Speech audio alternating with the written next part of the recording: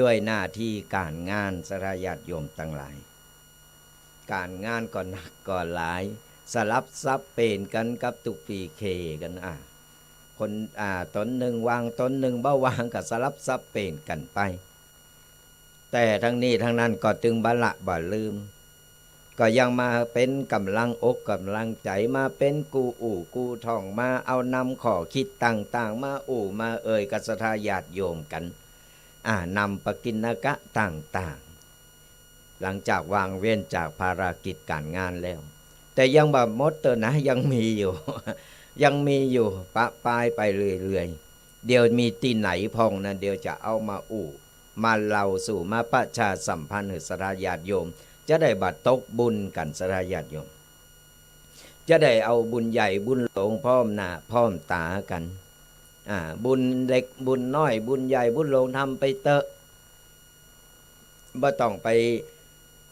วัดไหนก็ตามบ่ต้องไปเจาะจง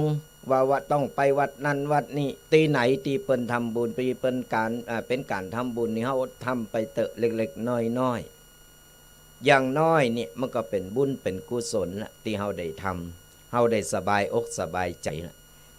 เวลาเฮาทำบุญเนี่ยศรัทธาญาติโยมทั้งหลายเวลาทำบุญนี่มันเฮารู้สึกปลื้มปีติรู้สึกว่าได้ทำบุญแล้วโล่งอกโล่งใจเล็กๆน้อยๆก็เป็นบุญเป็นกุศลสั่งสมเอาไปเหมือนน้ำฝนมันตกลงมาจากฟ้าศรัทธาญาติโยมฝนเนี่ยเม็ดฝนที่ตกจากฟ้าทีละเม็ด2เม็ด3เม็ดฝนปล่อยกันอย่างนั้นสะสมสั่งสมเอาไปเตอะติ๊กๆสักวันมันก็เต็มโอ่งเต็มตุ่มเต็มหม้อเต็มไหเฮาเหมือนกันบุญก็เหมือนกันสั่งสมไปบ่มีการตกบุญเต้าอ่านตีเป็นตีเปิงของเฮาได้เพราะฉะนั้นบัดนี้ตกบุญกันวันนี้มาพบปะเจอกันตรงกับวันเสาร์ตี29เมษายนแหมวัน2วันก็จะเข้าพฤษภาแหมแล้ว วันคืนก็ลงไปศรัทธาญาติโยมทั้งหลายผ่านไปหมุนเว้นไปเรื่อยๆระหว่างที่วันเวลามันผ่านไปเนี่ยเฮาจะไปหือวันเวลามันผ่านไปโดยเสียเปล่าคือมันผ่านไปโดยที่ว่าคือเฮาเนี่ยได้ทำอะไรหยังตีมันทำมือเฮาแล้วได้ปลื้มอกปลื้มใจทำไปแล้วหรือว่าผ่านไปแล้วเนี่ยเป็นความประทับใจของเฮาก็จะได้ชื่อว่าบาเสเปล่าบ่ใจหายใจควางไปวันโดยที่ไล่สาระไล่สาเหตุไล่เหตุผลบ่ว่าอันหยังก็ตามเล็กๆน้อยๆที่เฮาทำได้ทำไปเถอะบ่ต้องไปว่ารอนอนรอนั่งรอวันตายแก่แล้วไปเยอะได้แก่แล้วไปเยอะอันหยังได้ในเมื่อร่างกายของเฮานี่เคลื่อนไหวได้ก็ทำไปเถอะเล็กๆน้อยๆอันหยังก็ได้ปัดกวาดเจ็ดถูตามบ้านตามจ้องออกกำลังกายไปนี่ก็ได้ชื่อว่าเฮาบ่ได้อยู่บ่ได้ในเมื่อร่างกายเฮาเคลื่อนไหวได้เฮาครบ32ประการเฮาก็สามารถที่จะทำอันอย่างที่เป็นประโยชน์กับส่วนรวมเป็นประโยชน์กับส่วนโตเป็นประโยชน์กับสังคมได้ทำไปเถอะคุณงามความดีบุญกุศลนั่นน่ะมันก็จะสะสมสั่งสมไปการทำบุญการทำความดีบ่จำเป็นจะต้องไปทำในวัดอย่างเดียวหรือไปทำสถานที่ต่างๆในสถานสงเคราะห์ต่างๆอันนั้นก็เป็นบุญเหมือนกันแต่ว่าเฮาอยู่บ้านเฮาก็สามารถทำคุณงามความดีฮือกับบ้านฮือกับจองฮือกับโซนโลมหรือในหมู่บ้านของเฮาได้นั่นก็เป็นบุญเป็นกุศลเหมือนกันทำได้กุฏิกุต่างศรัทธาญาติโยมก็เอาร่างกายเคลื่อนไหวบ่ได้ไปบ่ลูกอีแม่เป็นผู้ป่วยติดเต้งอีปอเป็นผู้ป่วยติดเต้งกะไปบ่ได้ใจนี่ตึกแต่ร่างกายสังขารบ่ก็บ่เป็นหยังศรัทธาญาติโยมอีปออีแม่ทั้งหลายเฮาก็ยังสามารถที่จะ สั่งสมบุญได้โดยการกึดดีอู่ดีทำดี อยู่กับบ้านกับจ้องบ่ต้องไปว่าให้ไผบ่ต้องไปพอให้พอดีไผบ่ต้องไปหยังเฮากึดดีอู่ดีเป็นลมโพลมใสหือลูกหือหลานเนี่ยสอนลูกสอนหลานหยังที่เฮาได้ทำมาฮู้ดีฮู้โชว์แล้วเนี่ยเฮาก็สอนลูกสอนหลานนี่ก็เป็นการที่ทำคุณงามความดีได้ทำบุญทำกุศลเหมือนกันเนี่ยมันทำได้กูตีกูตาเพราะฉะนั้นแล้วเนี่ยมันบ่จำเป็นเลยที่เขาจะต้องว่าเจ้าต้องไปทำบุญในวัดอย่างเดียวตามตีบาหลายคนเข้าใจทำได้กูตีกูตางโดยเฉพาะที่บ้านเฮานี่เฮาก็ทำในโตของเฮา3อย่างอย่างที่ว่ากึดดีอู่ดีทำดีนี่แหละเป็นบุญเป็นกุศลบุญกุศลก็จะเกิดกับโตของเฮาเองอย่างที่ผ่านมาศรัทธาญาติโยมตั้งหลายตอนนั้นหน้าการหน้างานทุกปีก็ได้ทำกิจกรรมในวัดในวาลายอันหลายอย่างเลยมีเวลาได้มามามาตักมาตายกันวันนี้ก็เลยจะเอาบุญเก่าที่ได้สั่งสมที่ได้ทำมาบกี่วันเนี่ยว่าได้ทำกิจกรรมอย่างพองมาเล่าสู่ศรัทธาญาติโยมกันจะได้ปลื้มไปตัวกันบางคนก็จะหันในเฟซบุ๊กของทุกปีนี่จะโพสต์ต่างๆเนี่ยจะโพสต์ไปว่าวันนี้ทำกิจกรรมอย่างพองบางคนบ่มีโทรศัพท์ฟังกับวิทยุก็บ่เป็นหยังก็จะเอามาเล่าพอข่าวๆศรัทธาญาติโยมก็จะได้สาธุอนุโมทนาบุญตัวเป็นการปลื้มบุญอันนี้ก็เป็นบุญเป็นกุศลเหมือนกันเนอะศรัทธาญาติโยมตั้งหลายอย่างที่ผ่านมาเมื่อวันที่23วันเสาร์ที่23เหมือนกันวันติดที่23ที่ผ่านมานี่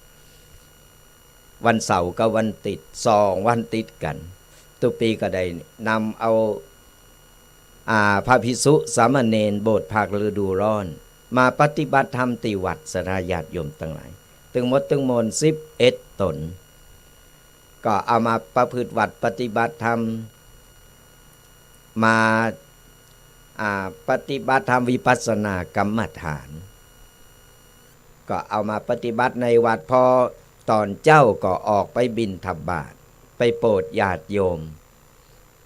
ไปเป็นเนิ่นนาบุญหือกับญาติโยมหลายๆหมู่บ้านก็สร้างความปลื้มปีติยินดีพอตกแห่งวันที่23วันที่23นี่ปาสภาภิกษุสามเณรโบสถ์ภาคฤดูร้อนตึงมดตึงมนโลมตึงพระภิกษุสามเณรตีวัดแห่ง2ตนโลมเป็น13ตนตึงพระปีเล่งแห่งก็15ตนปากันออกเดินธุดงค์หรือธรรมยาตราเนี่ยศรัทธาญาติโยมทั้งหลายใครมีเฟซบุ๊กก็ไปเปิดพอได้เป็นตีหน้าปลื้มอกปลื้มใจเราอ่อนตั้งแต่8โคกจนถึง12โคกเอาไปเดินธุดงค์ หลายคนหลายท่านก็บอกว่าโอ้ยตุปี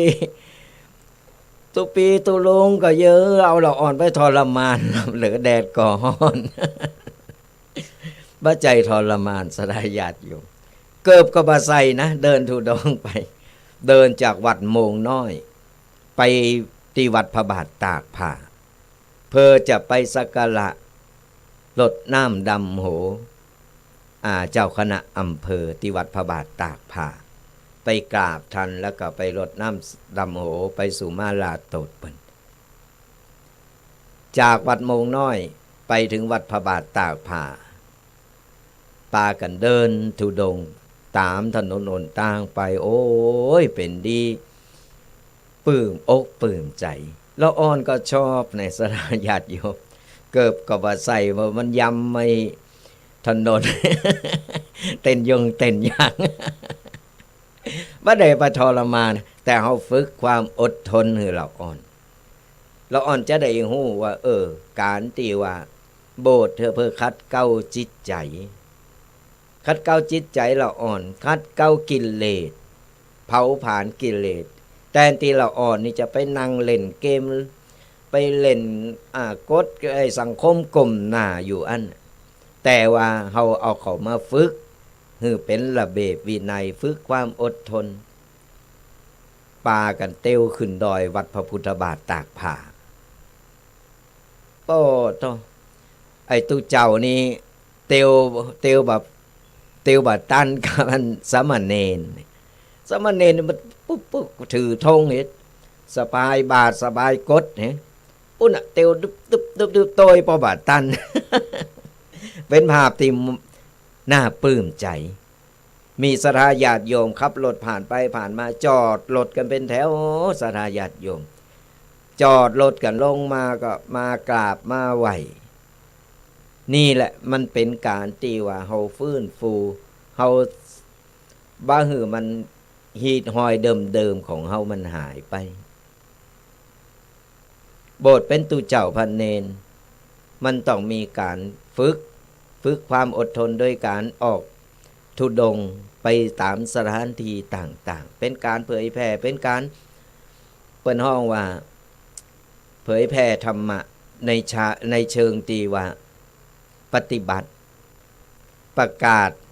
คือเปิ้นฮู้ว่าศาสนาพุทธของเฮา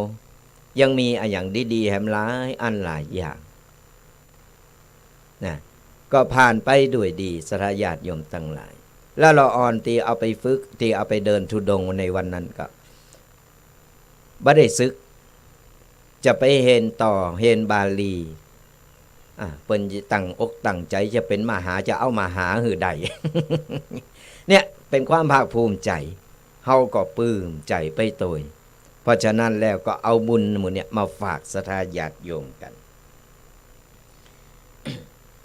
และที่ผ่านมาตะวาวันซืนนี่ก็เหมือนกันวันที่27ที่ผ่านมา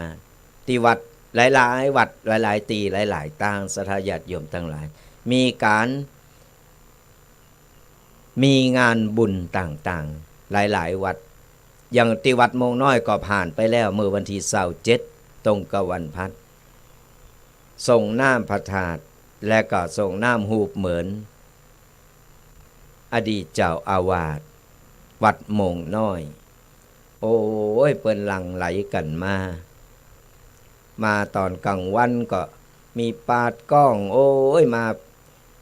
หดน้ำมาโหวัดต่างๆก็มากลางคืนก็มีมโหรสพมีลำวงต่างๆนี่โอ้เป็นดีมนดีงันคนหนักคนหลายศรัทธาญาติโยมทั้งหลายยิงเด็กก็ยิงมาโลตุลาตามล่านี่ตุเจ้าว่าอดรับอดนอนตยก็เขาเอารถเขามาจอดในวัด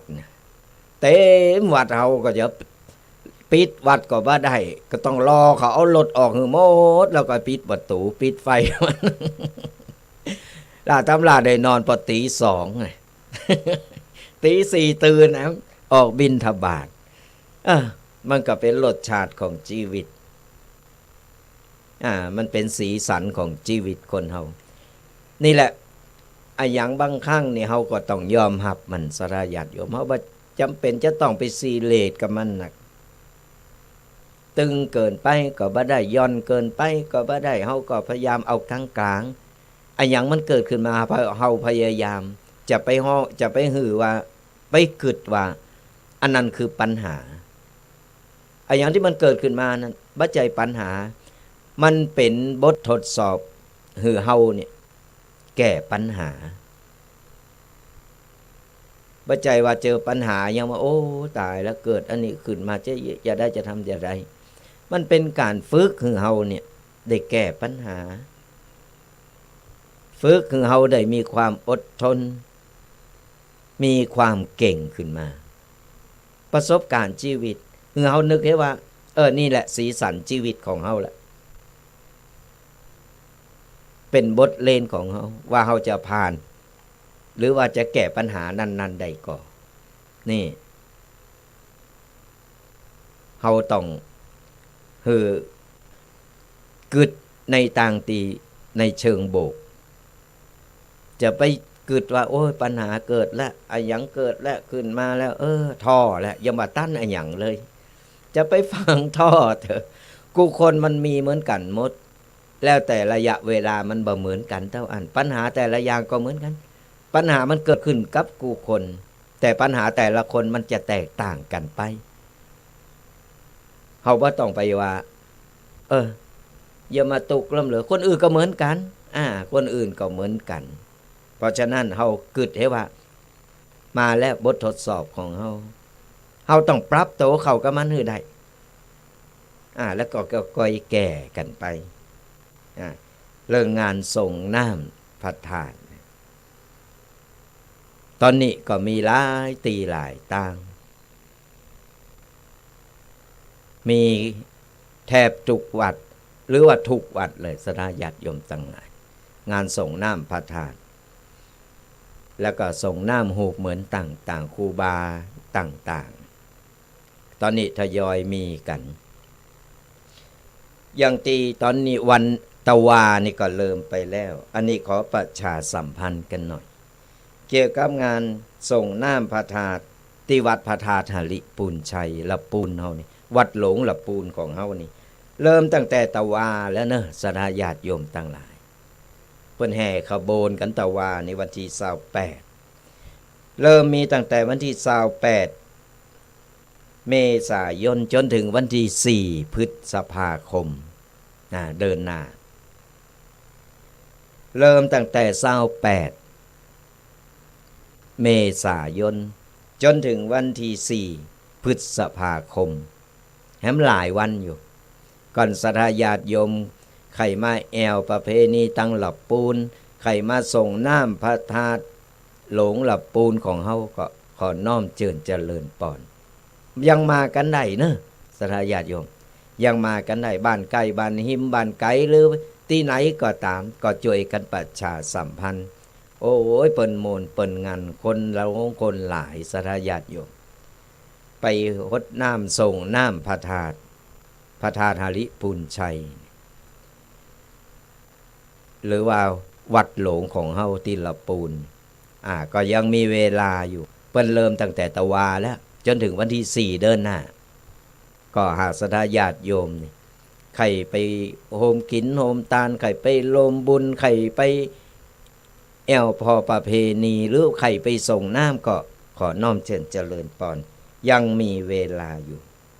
ที่วัดพระธาตุหริปูนชัยหรือวัดหลงละปูนของเฮาและทำงานหนึ่งก็จะขอประชาสัมพันธ์บอกกันต่อกับสถาญาติโยมกันละแห่งวัดหนึ่งก็คือวัดพระพุทธบาทตากผ้าจังหวัดละปูนของเฮาวัดพระพุทธบาทตากผ้านี่ก็สถาญาติโยมที่ฟังอยู่แล้วก็ช่วยประชาสัมพันธ์กันไปโดยเริ่มตั้งแต่วันที่8เดินหน้าเดินพฤษภาคมเริ่มตั้งแต่วันที่8ถึงวันที่12พฤษภาคมหัสถาญาติโยมเกมเนอร์เกมโตไปสละสลุงไปหดน้ำรอยพระบาทก้าวหดน้ำไปกราบไปไหว้สาครูบาพรหมครูบาต่างๆหรือจะเต้วขึ้นดอยก็ตามจิตศรัทธาที่วัดพระพุทธบาทตากผ้าของเฮาเริ่มตั้งแต่วันที่8จนถึงวันที่12พฤษภาคมก็บอกกันต่อกันไปโดยส่วนวันที่11นี่เนอะสถาญาติโยมมีขบวนแห่ที่วัดพระบาทนะที่วัดพระบาทตากวัดพระพุทธบาทตากผ้าของเฮานี่จะมีขบวนแห่เริ่มตั้งแต่5 โมงแรงเริ่มตั้งแต่5 โมงแรงนี่เป็นต้นไปในวันที่11หากบ้านไก่บ้านหิมหรือบ้านไก่ก็ตามใครมาโลมขบวนแห่ของเฮานี่โอ้ปีนี้เปิ้นจัดใหญ่จัดโตเนี่ยสถาญาติโยมโมงน้อยนี่ก็ไปโลมขบวนก็เปิ้นเหมือนกันก็ได้เอาสถาญาติโยมนี่ไปเดินขบวนเป็นขบวนตุงตั้งโมงน้อยของวัดโมงน้อยบ้านโมงน้อยของเฮานี่เป็นขบวนตุงถือตุงไปโลมขบวนกับเปิ้น แต่ละโหมดแต่ละหมู่บ้านโอ้มากันเนอะสราญาติโยมโมนงันนะปีนี้เขาจะเอาแบบปื้นเมืองแบบบ้านๆเขาจะอนุรักษ์ประเพณีวัฒนธรรมของเขาเอาแบบตั้งเหนือของเขานี่จะเน้นแบบเหนือแบบบ้านเมืองตั้งเหนือของเขาหากสราญาติโยมฟังแล้วก็ใครมากินมาตานใครมาลงมุนก็มากันได้เนอะที่วัดพระพุทธบาทตากผาเริ่มตั้งแต่วันที่8เดินหน้าจนถึงวันที่12ส่วนวันที่11เวลา5 โมงแรงจะมีการเคลื่อนขบวนน้ำทิพย์พระราชทานนำขบวนกันแห่ขบวนกันขึ้นดอยขึ้นวัดพระพุทธบาทตากผ้ากันก็มาโลมกันโลมกินโฮมตาลโฮมบุญกันเนอะสราญาติโยมฟังแล้วก็ประชาสัมพันธ์กันหรือว่าไผที่จำว่าได้ว่าตุปีลืมไปเหรอ ว่าที่ไหนมันเป็น2 วัดเนาะที่ไหนพองก็โทรมาถามได้โทรมาถามได้เนอะโทรมาถามว่าวัดพระพุทธบาทตากผ้ามีวันใดวัดพระธาตุหาริพูนชัยมีวันใดหรือเดี๋ยวใต้รายการทุกปีก็จะประชาสัมพันธ์แอมกัมหนึ่งเนาะมี2 วัดนี่ก็ไก่ตั้งใดไปตั้งนั้นหรือจะไป2 วัดก็ได้บ่ปฏิเสธ ยิ่งได้บุญหนักบุญหลายไปกูวัดเลยสราญาติโยมอย่างน้อยเนี่ยเขามีจิตศรัทธาได้ไปแอวได้ไปทำบุญได้ไปเปิดหูเปิดตาพอหันพอนี่เป็นบุญเป็นกุศลอย่างน้อยก็บุญตาบุญใจได้หัน ได้หูได้หันกันนี่ก็บอกต่อกันไปว่าอย่างที่บอกสราญาติโยมทั้งหลายหน้าการหน้างานหน้าบุญหน้ากุศลบัดเดียวยังดีนะยังพายุบ่เข้าอากาศอาจจะร้อนหน่อยแต่ใจเฮาจะไปร้อนนะแปลงใจเย็นๆแปลงใจสบายใสแปลงใจสบายอากาศมันร้อนอบอ้าวตอนนี้โลกต่างๆนี่ก็อย่างว่าสราญาติโยมก็ป้องกันกันตัวบางคนก็เป็นโรควูบไปร้อนล่ำก็เป็นโรควูบหลายตีหลายตั้งก็พอแล้วก็ดูแลสุขภาพกันก่อนหูว่าร้อนเฮาก็ต้องพักผ่อนนี้เฮาก็อยู่ในห่มสักบึดสักมือมันก็หายไปบางคนในอากาศก็ร้อนจิตใจก็ร้อนตัวมันก็ไปกันใหญ่เพราะฉะนั้นแล้วเนี่ยแปลงใจใสๆเฮาคนไทยเหมือนกันเนาะเฮาคนไทยคนบ้านคนเมืองบ้านเฮาเนี่ยโอ้คนทั้งอื่นนี่เพิ่นหลายตีหลายตั้งอย่างที่หันข่าวกันแต่ตั้งบ้านเฮานี่โซนน้อยที่จะมีตะก้อนนี้บ่มีเลยนะเรื่องห้ายเรื่องข่าเรื่องแกงเรื่องตีเรื่องฟันกันบัดเดียวมันก็มีพองวัยรุ่นสมัยบัดเดียวมันก็ไปตามสถานการณ์เหตุการณ์เนี่ยก็อย่างใดก็ขอแปลงใจเย็นแปลงใจใสๆเฮาคนปุดเหมือนกันมีอย่างก่อนนักนิดเบาหน่อยก็อภัยกันไปมันมามีอย่างขนาดดอกกุหลาบอย่าวางงามกว่าหนอนมันจะไต่ขึ้นไปได้มันก็เจอหนามเหมือนกัน มันก็เจอหนามหลายอันหลายอย่างหลายตีหลายตั้งเหมือนกันชีวิตคนเฮาก็เหมือนกันเพราะฉะนั้นเฮาไม่ต้องไปซีเรียสกับมันเจอให้พองมันจะได้เป็นประสบการณ์ก่อนเฮาจะมามันโอ้ยลาบลื่นไปกูสิ่งกูอย่างมันก็เยะอย่างบ้าจาง มันสุขสบายล่ำไปก็มันก็บ่ฮู้ตุกฮู้สุขบ่ฮู้ฮ้อนฮู้หนาวเพราะฉะนั้นมันเป็นประสบการณ์เฮาก็ฮ้อนพองเจอหันเจอหนีพองต่างๆนานามันเป็นบทเรียนเดียวกันมันเป็นบทเรียนของเฮาแต่ที่แน่ๆเฮาเนี่ยแปลงใจใสๆแปลงใจกึดดีอูดีทำดีไป ไผว่าหยังก็จังไผหยังก็จังเฮามันต้องไปใส่ใจกำอู่ของคนเฮาห้ามปากเขาบ่ได้ศรัทธาญาติโยมเฮาเอามือไปปิดปากจะไปอู่เน้อมันก็บ่ได้ ไล่เอามือปิดปากหมดมันก็บ่ได้เพราะฉะนั้นแล้วเฮาก็บ่ต้องไปสนใจว่ากำอู่กันอู่ดีเฮาก็อู่ดีไปกันอู่บ่ดีมาเฮาก็เตวหนีถือว่ามันเป็นลมกันเฮาเตวหนีมันก็เป็นลมเป็นแรงไปก่อนเฮาไปใส่ใจก็เป็นเรื่องเป็นราวก่อนเฮาไปเก็บมาใส่ใจเป็นเรื่องเป็นราวนะกำอู่คนนี่นะแต่ก่อนเฮาบ่ใส่ใจบ่สนใจเตวหนีก็เป็นลมเป็นแรงมันก็หายไปเนี่ยเฮาต้องมาใส่ใจกับมันเรื่องปากของคนเนี่ยมันห้ามบ่ได้มันเป็นมาตั้งแต่สมัยพุทธกาลแล้วมันใจกำลังมาเป็นมันมีกูตีกูตางเพียงแต่ว่าเฮาบ่ต้องไปเสาะแสวงหามันก็มันเข้าหูเฮาก็เตวหนีตาอันเหมือนไปรษณีย์เพิ่นส่งมาก้อนใจของเฮาต้องไปรับมันก็ตีกลับไปหาเจ้าของมันพุ่นน่ะกะมันก็ย้อนปีกไปหาเจ้าของมันพุ่นก็มันใจจือของเฮาก็ไปรับมันยื้อ เฮาก็ปล่อยไม่ใช่ของฉันเฮาก็ปล่อยมันก็ตีกลับไปนั่นแหละเหมือนกันสราญาติโยมก่อนเฮาไปใส่ใจกำอู่ลิ้นมีกระดูกนี่มันถึงอู่ไปเลยนะอู่ไปหมดอ่ะบางคนก็อู่กึดก่อนแล้วก็อู่บางคนก็อู่แล้วบ่กึดมากึดใดทีหลังก็มันสายไปเหแล้วเนี่ยระวังนะเรื่องปากของคนนี่นะมันตึงมีกูตีกูต่างบ่ว่าจะเป็นอยู่ในวงการไหนก็ตามตุเจ้าพระเนนข้าราชการหรือต่างๆนานามันมีหมด มันถึงหนีแบบป้น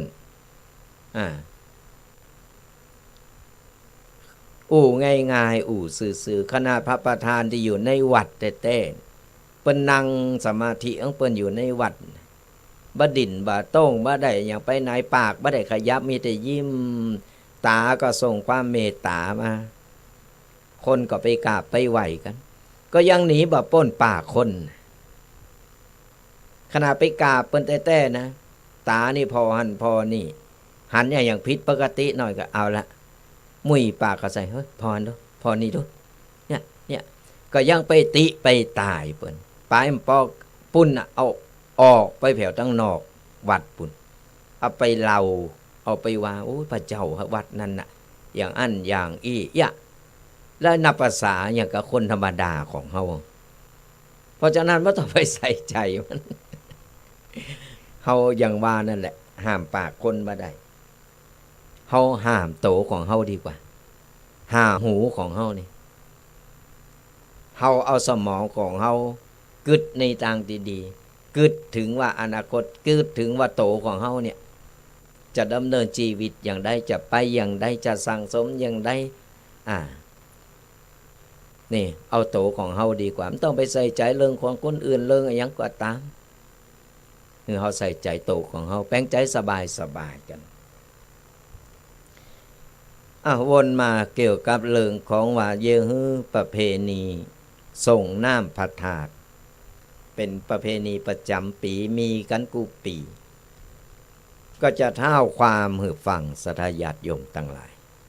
จะเท่าความหือฟังว่าบางคนนี่ละเอ็กละอ่อนก็ยังบ่ฮู้เปิ้นว่ายังได้ก็ว่าโดยเปิ้นยังก็ตามเปิ้นอันนี้ก็จะตุปีจำได้ว่าเคยเอามาอู่ละเตอหนึ่งแต่วันนี้จะเอามาอู่พอข่าวๆฮือละเอ็กละอ่อนที่กำลังฟัง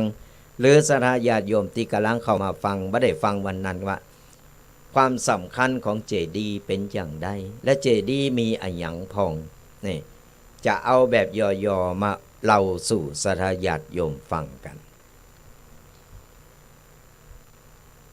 พระธาตุเจดีย์นี่ศรัทธาญาติโยม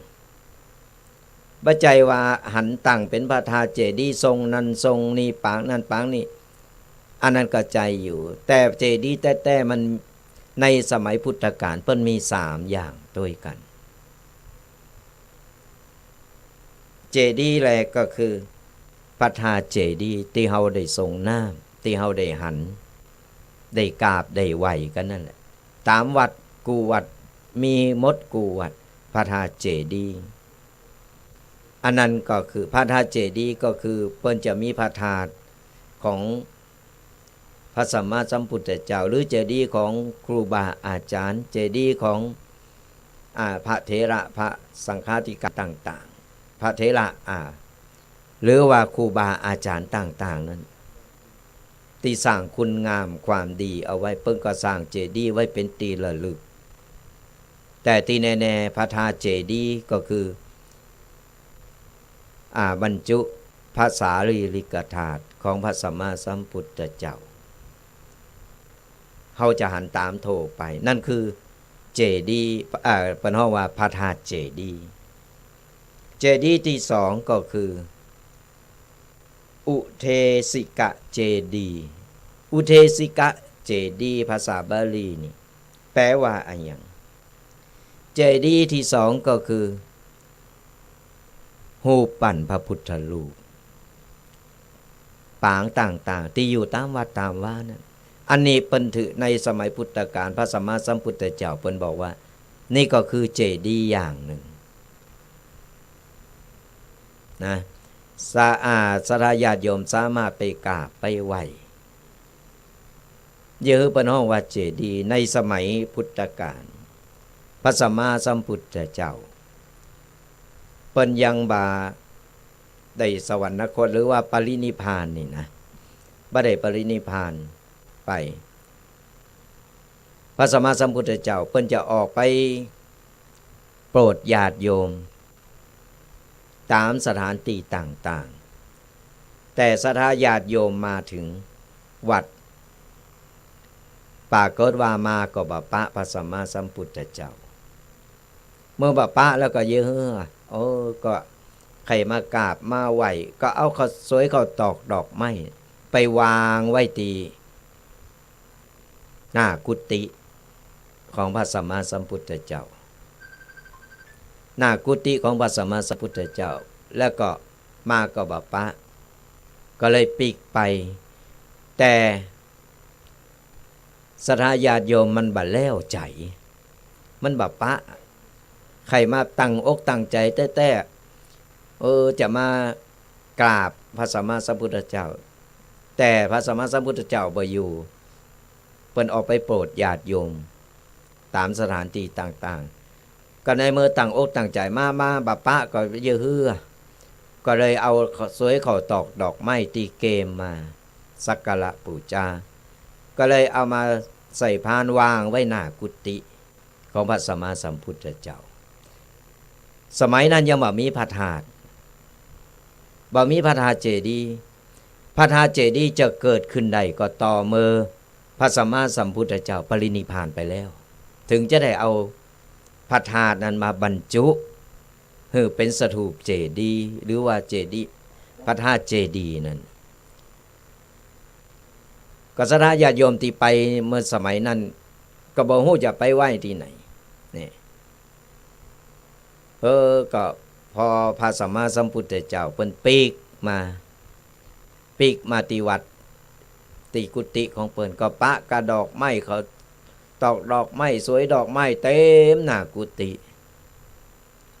พอเขาโมโหจะเอาไปไว้จังใดสมัยนั้นบ่มีพระธาตุเจดีย์บ่มีรูปเหมือนพระสัมมาสัมพุทธเจ้ารูปเหมือนของพระสัมมาสัมพุทธเจ้านี่จะสร้างขึ้นได้ก็ต่อเมื่อพระสัมมาสัมพุทธเจ้าได้ปรินิพพานไปแล้วถึงอนุญาตให้สร้างได้นั่นฟังดีๆศรัทธาญาติโยมทั้งหลายสมัยนั้นบ่มีพระพุทธรูปนะมีกับพระสัมมาสัมพุทธเจ้าเป็นโตเป็นตนเป็นติ่นนั่นล่ะแบบบ้านเฮาบ่มีพระพุทธรูปอยู่ในวัดบ่มีเจดีย์อยู่ในวัดมีกกุฏิและสถานที่ปฏิบัติธรรมต่ออัน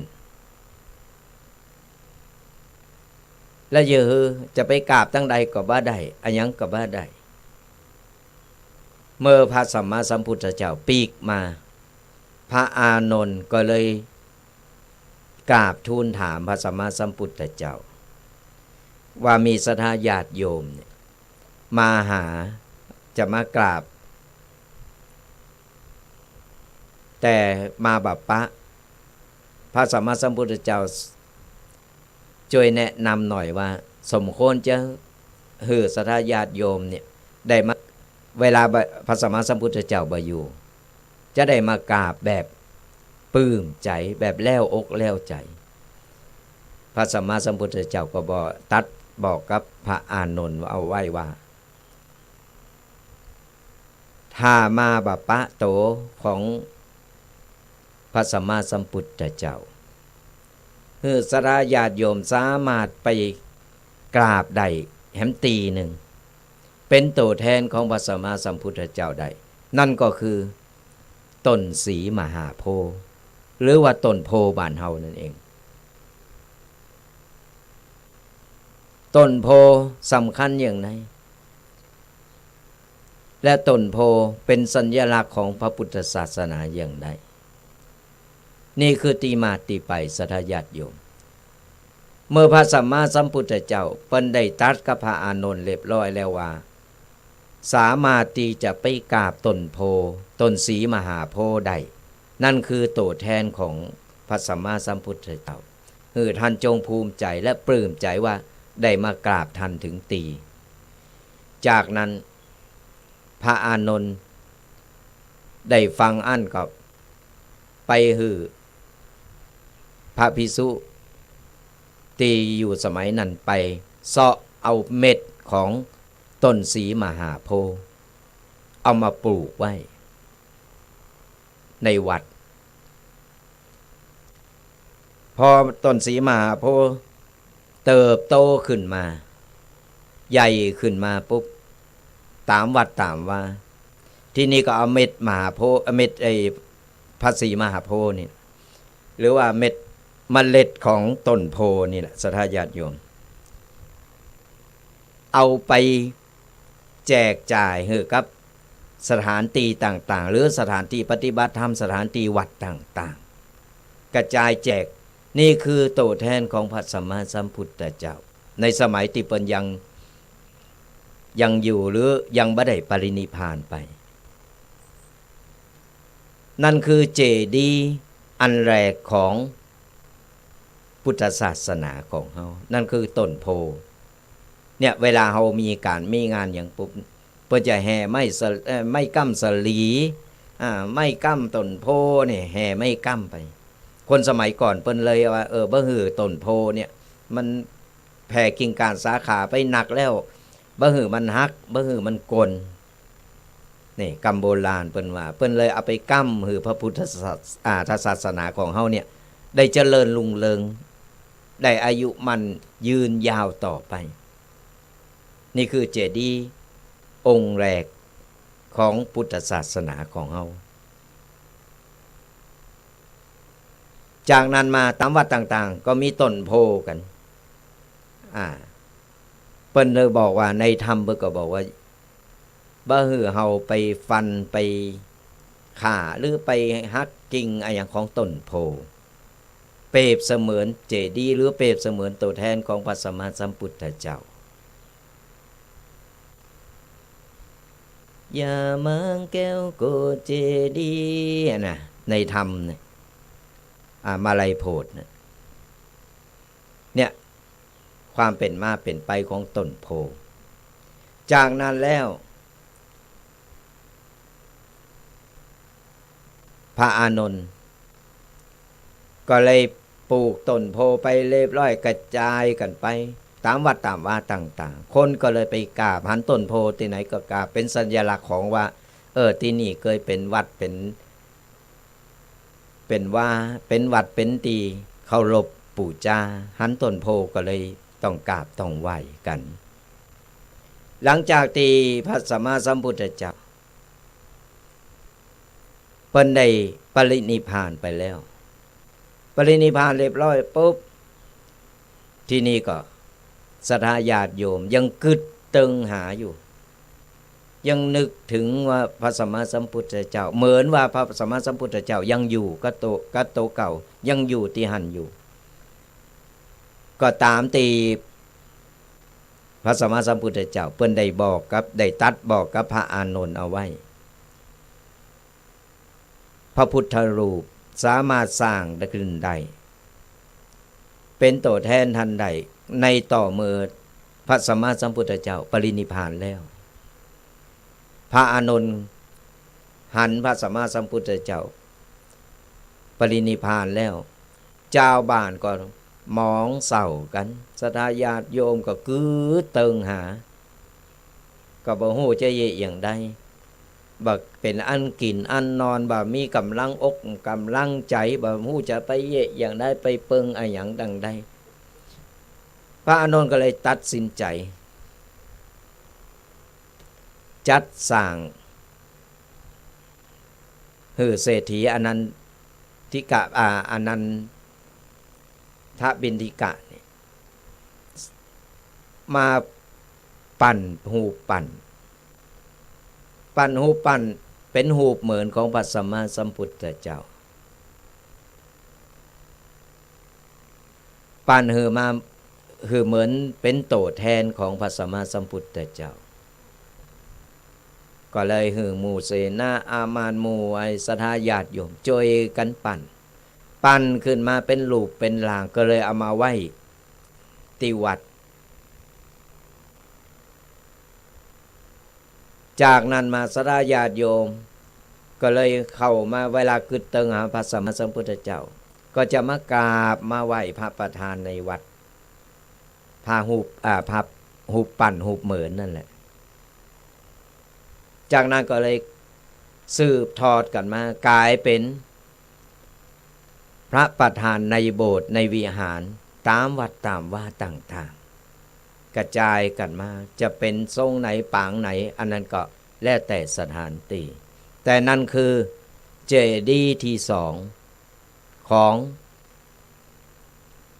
พระศาสนาของเราเปรียบเสมือนว่าพระสัมมาสัมพุทธเจ้าท่านยังอยู่ท่านยังพอหันอยู่ท่านยังพอเฮาอยู่พอพุทธศาสนิกชนอยู่นี่คือความเป็นมาเป็นไปสร้างได้ก็ต่อเมื่อพระสัมมาสัมพุทธเจ้าปรินิพพานไปแล้วเพราะฉะนั้นแล้วเนี่ยไผที่ว่ายังคนธรรมดาสามัญเฮาหรือว่าไผก็ตามที่ยังบ่ตันตายจะไปฟังสร้างเถอะนะไปฟังสร้างหุ่นเหมือนโตเก่า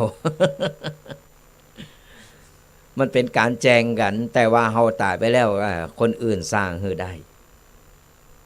บางคนอย่าบ่ตั้นตายเลยฟังสร้างมีเงินมีทองสร้างหันสร้างนี่สร้างรูปเหมือนโตเก่าไว้มันบ่ดี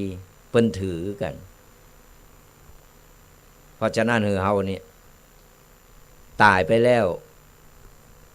หมู่คนรุ่นหลังเปิ้นหันคุณงามความดีของเฮาเปิ้นจะจัดสร้างขึ้นมาเองเฮาต้องสร้างไว้หือโตเก่า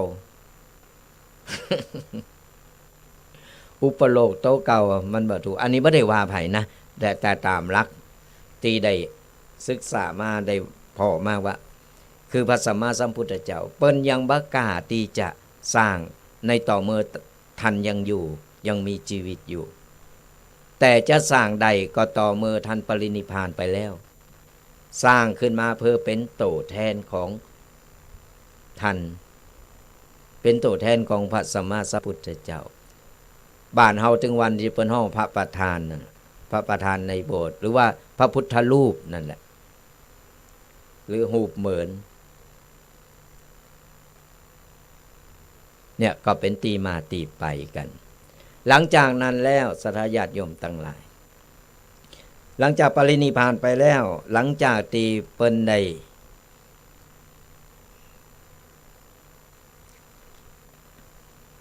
ทำกิจกรรมหรือทำอะไรอย่างต่างๆไปเรียบร้อยเล่นและเจดีย์ที่สามก็เกิดขึ้นก็คือพระธาตุในเมื่อท่านบ่ฮู้จะเอาอัฐิของพระสัมมาสัมพุทธเจ้าไปไว้ตั้งใดก็เลยเกิดขึ้นพระอานนท์ก็เลยสนองกำอู่หรือว่าสนองพระดำรัสของพระสัมมาสัมพุทธเจ้าว่า อัฐิของพระสัมมาสัมพุทธเจ้าจะเอาไปปล่อยไปลอยไปอย่างต่างๆบ่ได้ก็เลยสร้างนึกถึงพระดำรัสของท่านใดของพระสัมมาสัมพุทธเจ้าได้ก็เลยสร้างเจดีย์ขึ้นมาก็เลยเอาอัฐิของท่านนั้นไปบรรจุในสถูปเจดีย์ก็เลยกลายเป็นที่มาที่ไปของพระธาตุเจดีย์นี่กูปีก็เลยมีการส่งน้ำกันมีการรดน้ำระลึกนึกถึงคุณงามความดีระลึกนึกถึงพระสัมมาสัมพุทธเจ้าระลึกนึกถึงน้ำธรรมคำสอนก็เลยกลายเป็นว่าเจดีย์หรือตัวแทนของพระสัมมาสัมพุทธเจ้านั้นมีอยู่3อย่างอย่างที่เรา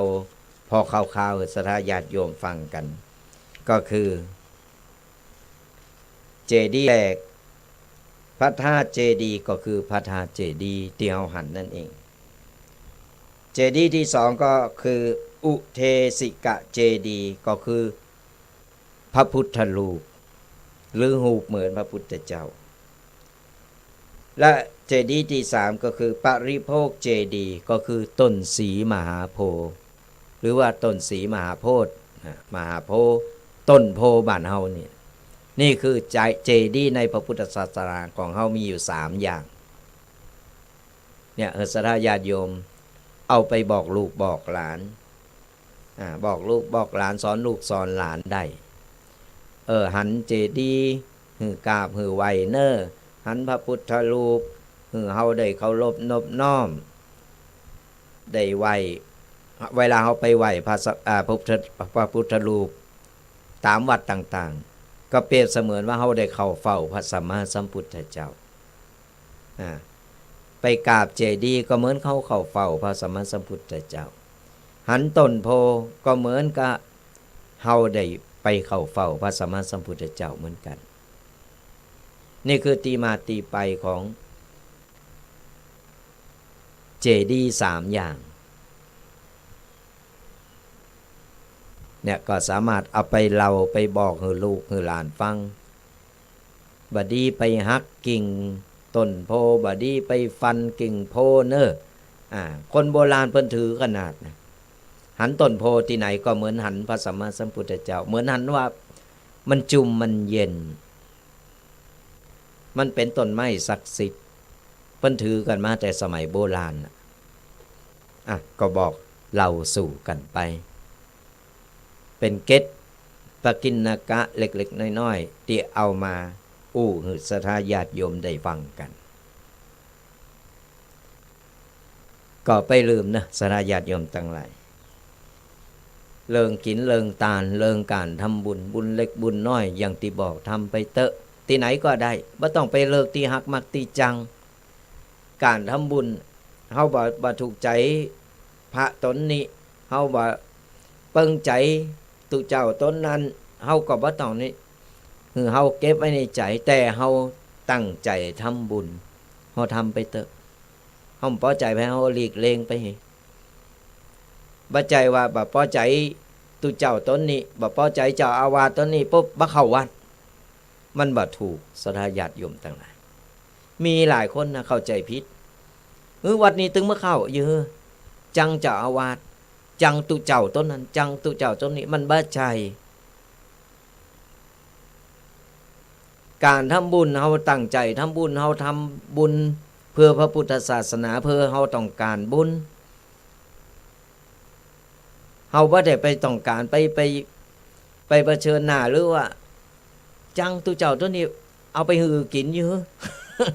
บางคนเกิดไปถึงปุ่นมันบ่ใจอย่างนั้นพระศาสนาหรือว่าวัดก็คือวัดนั้นมันก็มีถูกใจพ้องบ่ถูกใจเปิ้นฮ้องว่าจับใจตุเจ้าบ่ถูกใจพันน้อยมันเหมือนกันศรัทธาญาติโยมเพราะฉะนั้นต้องไปใส่ใจอย่างที่บอกล่ะในเมื่อเฮาต้องการเข้ามาเฝ้าพระพุทธเจ้าเข้ามากราบมาไหว้เพื่อเป็นสิริมงคลเพื่อเป็นขวัญกำลังใจหือโตเก่าเฮาก็มากราบพระประธานเฮาไม่ได้ไปกราบไอ้ตุเจ้าที่เฮาจังดูเฮาไปกราบพระประธานไปไหว้พระเข้าวัด เนี่ยหลายคนถือทิฏฐิว่าตุเจ้าต้นนี้บดีตุเจ้าต้นนั้นบดีบ่เข้าวัดเนอะถึงบ่เข้าวัดเนี่ยมันเป็นการเปิ้นฮ้องว่าหันแก่โตเกินไปหันแก่โตอย่างไรก็ในเมื่อเฮาจังตุเจ้าต้นนี้แต่เฮาบ่เข้าวัดมันบ่เกี่ยวอันนั้นมันเป็นเรื่องส่วนโตของทั้งสองฝ่ายวัดก็คือวัดเปิ้นก็อยู่ของเปิ้นเป็นสถานที่เคารพบูชาเป็นสถานที่ศักดิ์สิทธิ์สงบเพราะฉะนั้นคือเฮาแยกคือถูกอันนี้ก็บ่ได้ไปเน็บแนมไว้ว่าไผนะเฮาอู้ตามหลักความจริงว่าวัดนี้เฮาเข้าวัดก็เพื่อที่จะไปกราบพระพุทธรูปไปกราบเจดีย์ไปทำบุญแห่ไม่กั้มสลีไปกั้มต้นโพกดต้นสลีโซนทุกเจ้าเพื่อก็อยู่โซนทั้งเปิ้นเฮาไปทำบุญแป้งใจใสๆไปเฮาก็จะได้บุญได้กุศลสราญาติโยมคือเฮาแยกแยะเอาบางคนจังตุเจ้าวัดนี้ถึงเข้าวัดนี้ไปเข้าวัดอื่นพุ่นทั้งที่วัดโตเก่าแท้ๆวัดในหมู่บ้านโตเก่าแท้ๆอันนี้ก็มีนะละปะหลายตีละวันนี้ถึงเข้าดูบ่ถูกใจเจ้าอาวาสไปเข้าวัดอื่นพุ่นเนี่ยมันเป็นอย่างนี้คือเฮาแยกแยะให้ใหม่คือเฮาทำความเข้าใจปรับทัศนคติโตเก่าให้วัดมันก็คือวัดก่อนบ้านเฮาวัดในบ้านเฮาบ่ทำนุบำรุงเฮาบ่ช่วยกันแล้วไผที่ไหนล่ะเขาจะมาทำนุบำรุงมาช่วยเฮาได้มันต้องถอยทีถอยอาศัยซึ่งกันและกันช่วยเหลือกันไปมันก็สร้างความสามัคคีนักนิดเบาหน่อยก็อภัยกันไปคนเฮามันธรรมดาอยู่แล้วคนเดียวยังถูกใจคนตึงหมู่บ้านคนตึงอำเภอมันก็เป็นไปบ่ได้มันต้องมีคนหักคนจังเพราะฉะนั้นเอาเป็นว่าเป็นเรื่องโซนโตจะเอามาบ่ต้องเอามาปนกันก็ฝากคือเป็นข้อคิดกันเนี่ยสดาญาติโยมทั้งหลายวันนี้ว่าเสียงเจ้าตุกปีแดงตนเดียวก็ยังว่าเนี่ยหน้าที่การงานมันมีหลายตีหลายตั้งสดาญาติโยมทั้งหลายก็ตั้งตุกปีเคก็ติดศาสนกิจอยู่ก็เลยมาบ่ได้ตุกปีแดงก็เลยมาสลับซับเปลี่ยนกันไปบางทีตุกปีติดงานก็ตุกปีเคก็มาแทนเนี่ยก็สลับซับเป็นกันไปบ่หือมันงอมมันเหงาบ่หือมันเพราะอย่างน้อยเนี่ยเฮาก็ได้ได้ก็ก็สลาญาติโยมกันได้มนต์ได้งานได้เคยโหกันไปฟังธรรมะแล้วจะไปซีเรียสจะไปเขตมันฟังธรรมะฟังแบบมนสบายเข้าใจง่ายๆสบายฟังไปก็ยิ้มไปฟังไปเกี่ยวมากไป มันก็ดีมันก็มนดีเนี่ยก็ฝากกันไว้ติดตามลำต้อยกันไปเนอะสราญาติโยมทั้งหลายทุกๆวันเสาร์วันติดกับตุปียองป่าสร้าง2 รูป 2 ตนก็จะได้เอาปกิณกะต่างๆมามาหรือสราญาติโยมฟังกันมีการงานที่ไหนนี่เขาก็จะเอามาเล่าสู่บางทีนี่ไก่บ้านไก่จองนี่สถาญาติโยมบางทีก็ลืมตุกปีก็ได้เอามามาบอกมากล่าวกันสะดวกตั้งได้ไก่ตั้งได้ก็ไปกันไปทำบุญไปได้ไปได้อยู่ยังเตียวได้อยู่ก็ไปกันบัดนี้ละบุญกุศลทำกันไปตั้งแต่วันเสาร์วันติดตั้งแต่เวลา 8 โมงจนถึง 10 โมงก็จะได้มาพบปะเจอกันเดี๋ยวหลังไม้นี่ก็ เดี๋ยวแฮมเกิงชั่วโมงจะเปิดสายหลังมาสายหน้าไม้ศรัทธาญาติโยมได้มามาได้มาตักมาตายหลังจากห่างหายกันไปก็เบอร์เดิมนะศรัทธาญาติโยมทั้งหลายเบอร์เก่าเบอร์เดิมโทรกันเข้ามาได้หลังจากที่เฮาเปิดสายหน้าไม้แล้วแฮมเกิงชั่วโมงไผที่มากำลังมาฟังใหม่ว่าตุกปีนี้เบอร์โทรอย่างฮะกำลังเข้ามาฟังมาอยู่ที่ไหนอย่างไรเดี๋ยวมามากันจดเบอร์โทรกันเอาไว้เนอะจดเบอร์โทรกันเอาไว้0826112245ก็เดี๋ยวชงท้ายรายการเปิดสายหน้าใหม่ก็จะได้โทรมามามาตักมาตายกันตีไหนมีการมีงานพองงานหรือว่าใครอันตุกปีได้ประชาสัมพันธ์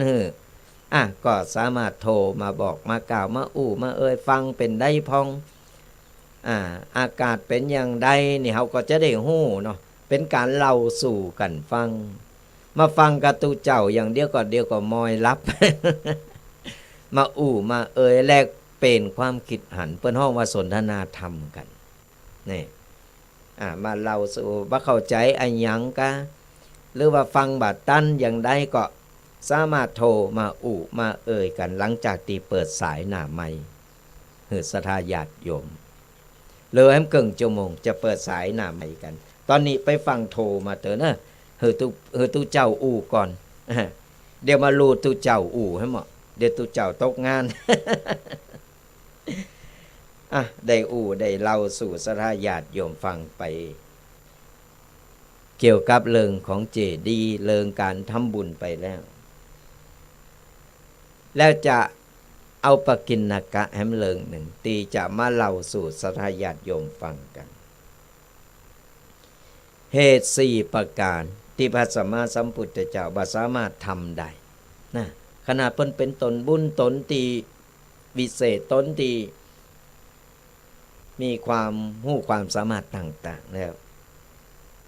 มี4อย่างที่พระสัมมาสัมพุทธเจ้าของเขาบ่สามารถที่จะทำได้เลย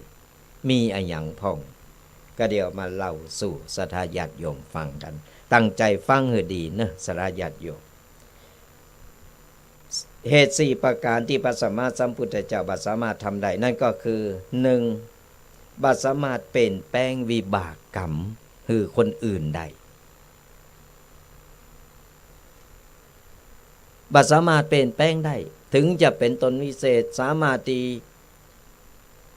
ตรัสรู้แล้วเนี่ยท่านก็บ่สามารถที่จะเปลี่ยนแปลงวิบากกรรมของไผคือกลับมาดีได้ไผที่สร้างเวรสร้างกรรมอันใดไว้คนนั้นก็จะต้องได้รับกรรมรับเวรนั้นวิบากกรรมมันก็ตามมาจะไปอ่อนวอนไปขอร้องไปขอป้อนอย่างใดก็ตามพระสัมมาสัมพุทธเจ้าท่านก็บ่สามารถช่วยได้บ่สามารถที่จะเปลี่ยนแปลงได้นี่ก็กรรมเฮาเป็นคนทำเป็นคนกระทำกรรมคือการกระทำบ่ว่าจะกรรมดีกรรมชั่วเฮาทำกรรมอันใดเฮาได้ก่อกรรมอันใดไว้ได้กระทำอันใดไว้เฮาก็ต้องได้รับกรรมอันนั้นน่ะเฮาต้องจดใจกรรมวิบากกรรมมันถึงโตยมาบ่ว่าไผก็ตามตุเจ้าพระเนนก็ตามนุ่งผ้าเหลืองโบสถ์แล้วถือศีลแล้วก็บ่สามารถแก้กรรมเก่าของตัวเก่าได้จะแก้ได้ก็ต่อเมื่อได้เฮาฮู้ว่าเฮามีกรรมแล้วกรรมเก่าเฮามาโตยหาจะแก้ได้มีทางเดียวคือโตของเฮานี่สามารถแก้ได้คนอื่นแก้หือบ่ได้จะแก้อย่างไรก็คือแก้พฤติกรรมของโตเก่าแก้พฤติกรรมของโตเก่าการกระทำของเฮานี่ในเมื่อเฮาได้ทำมาแล้วเฮาฮู้ว่ามันเป็นวิบากกรรมจากที่แล้วเฮาได้สั่งได้ทำอย่างมาบ่ฮู้จานนี้ถึงได้เป็นกรรมเป็นเวรเป็นวิบากกรรมโตยเฮามาในเมื่อเฮาฟังธรรมะฟังครูบาอาจารย์หลายรูปหลายตนเพิ่นได้เอาธรรมะมามาเฮาก็เลยมาตองพอว่า วิบากกรรมเก่าเฮานี่เฮาคงจะไปผิดศีลอันนั้นข้อนั้นผิดศีลข้อนี้เฮาไปทำหือเปิ้นไว้ชาตินี้เฮาเลยมารับกรรมนั้นด้วยแล้วเฮาจะแก้กรรมอย่างไรอันดับแรกก็คือเฮาต้องทำคุณงามความดีเฮาจะบ่สร้างกรรมเก่าหรือว่าสร้างกรรมใหม่เพิ่มขึ้นมาแหมในเมื่อเฮาฮู้แล้วว่าเป็นวิบากกรรมเก่าของเฮามันโตยตันหือเฮาได้มาจดใจในชาตินี้เฮาก็มันสร้างกรรมดีกะเปลี่ยนแปลงพฤติกรรมโตเก่าตราบได้ถ้าเฮาบ่เปลี่ยนแปลงพฤติกรรมโตเก่ามันก็จะทวีคูณมันก็จะนักหรือเก่าไปติกเหมือนกันไปซ้ำเติมโตเก่าเข้าไปเป็นพฤติกรรมโตเก่าอยู่ไหนเฮาก็สามารถที่จะทำได้หรือว่าก่อนเฮาว่าเป็นพฤติกรรมของเฮาไปอยู่ที่ไหนก็เหมือนกันมันก็เหมือนเก่าแต่ถ้าเฮาเป็นพฤติกรรมของเฮาฮู้ว่าฮู้ดีฮู้โชว์แล้วเฮาได้รับกรรมแล้วต่อไปเฮาจะบ่ทำกรรมอย่างอี้แหมแล้วบ่ผิดศีลข้อไหนแล้วเฮาจะพยายามรักษาศีลพยายามทำคุณงามความดีเอาไว้ไอ้กรรมที่เฮาทำนี่มันจะสั่งสมไว้กรรมดีที่เฮาได้ทำเนี่ยมันจะสั่งสมไว้สั่งสมไว้สั่งสมไว้แล้วมันจะมาหือเฮาส่งผลหือเฮาในเมื่อเฮาทำคุณงามความดีทำความดีได้เต็มเปี่ยมแล้วเหมือนต้นไม้เหมือนผลไม้เนี่ยศรัทธาญาติโยมพูดง่ายๆเหมือนต้นบะลำไยของเฮานี่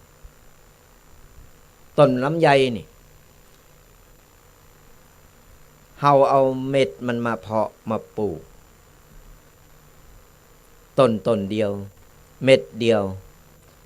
เฮามันหดน้ำมันโพนดินมันหือปุ๋ยหือสารมันก็เหมือนเฮามันทำบุญมันสั่งสมบุญมันก็จะเจริญงอกงามสะสมสั่งสมไปเรื่อยๆจากเม็ดเดียวนี่มันก็จะขึ้นมาปุ๊บ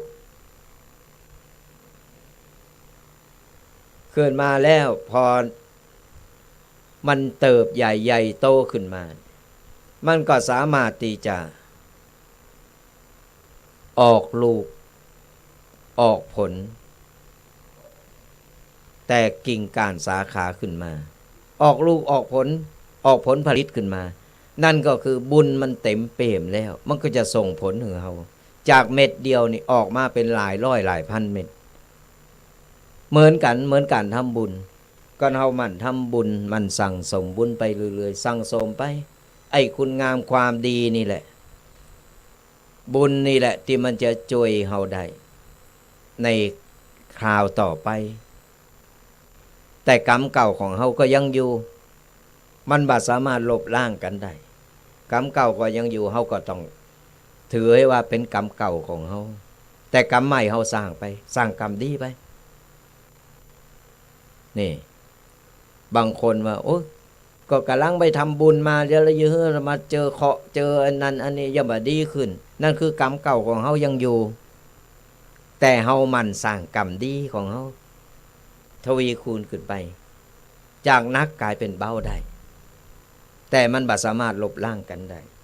พระสัมมาสัมพุทธเจ้าถึงบอกว่ากรรมไผกรรมมันกรรมไผใครก่อคนนั้นก็ต้องรับกรรมนั้นแต่พระสัมมาสัมพุทธเจ้าหือธรรมะได้แนะนำได้แต่บ่สามารถเปลี่ยนแปลงกรรมของไผได้อันนี้ในข้อที่หนึ่งข้อที่สองปัญญาเฮาหือกันบ่ได้ไผใครได้ก็ต้องฝึกฝนเอาเองถึงจะเกิดปัญญาได้มันก็เป็นเรื่องจริงศรัทธาญาติโยมทั้งหลายหันคนนี้งาวหันคนนี้โง่อยู่แต่บ่ฝึกฝนตัวเก่ามันก็โง่ก็งาวอยู่หั่นแต่เฮาจะมาแบ่งปันปัญญาหือกันมันบ่ได้เฮาแนะนำได้เฮาบอกได้ก้อยๆบอกก้อยๆแนะน แต่เขาจะหับได้ก็เขาย่อมหับก็เหมือนสีซ้อหรือควายฟัง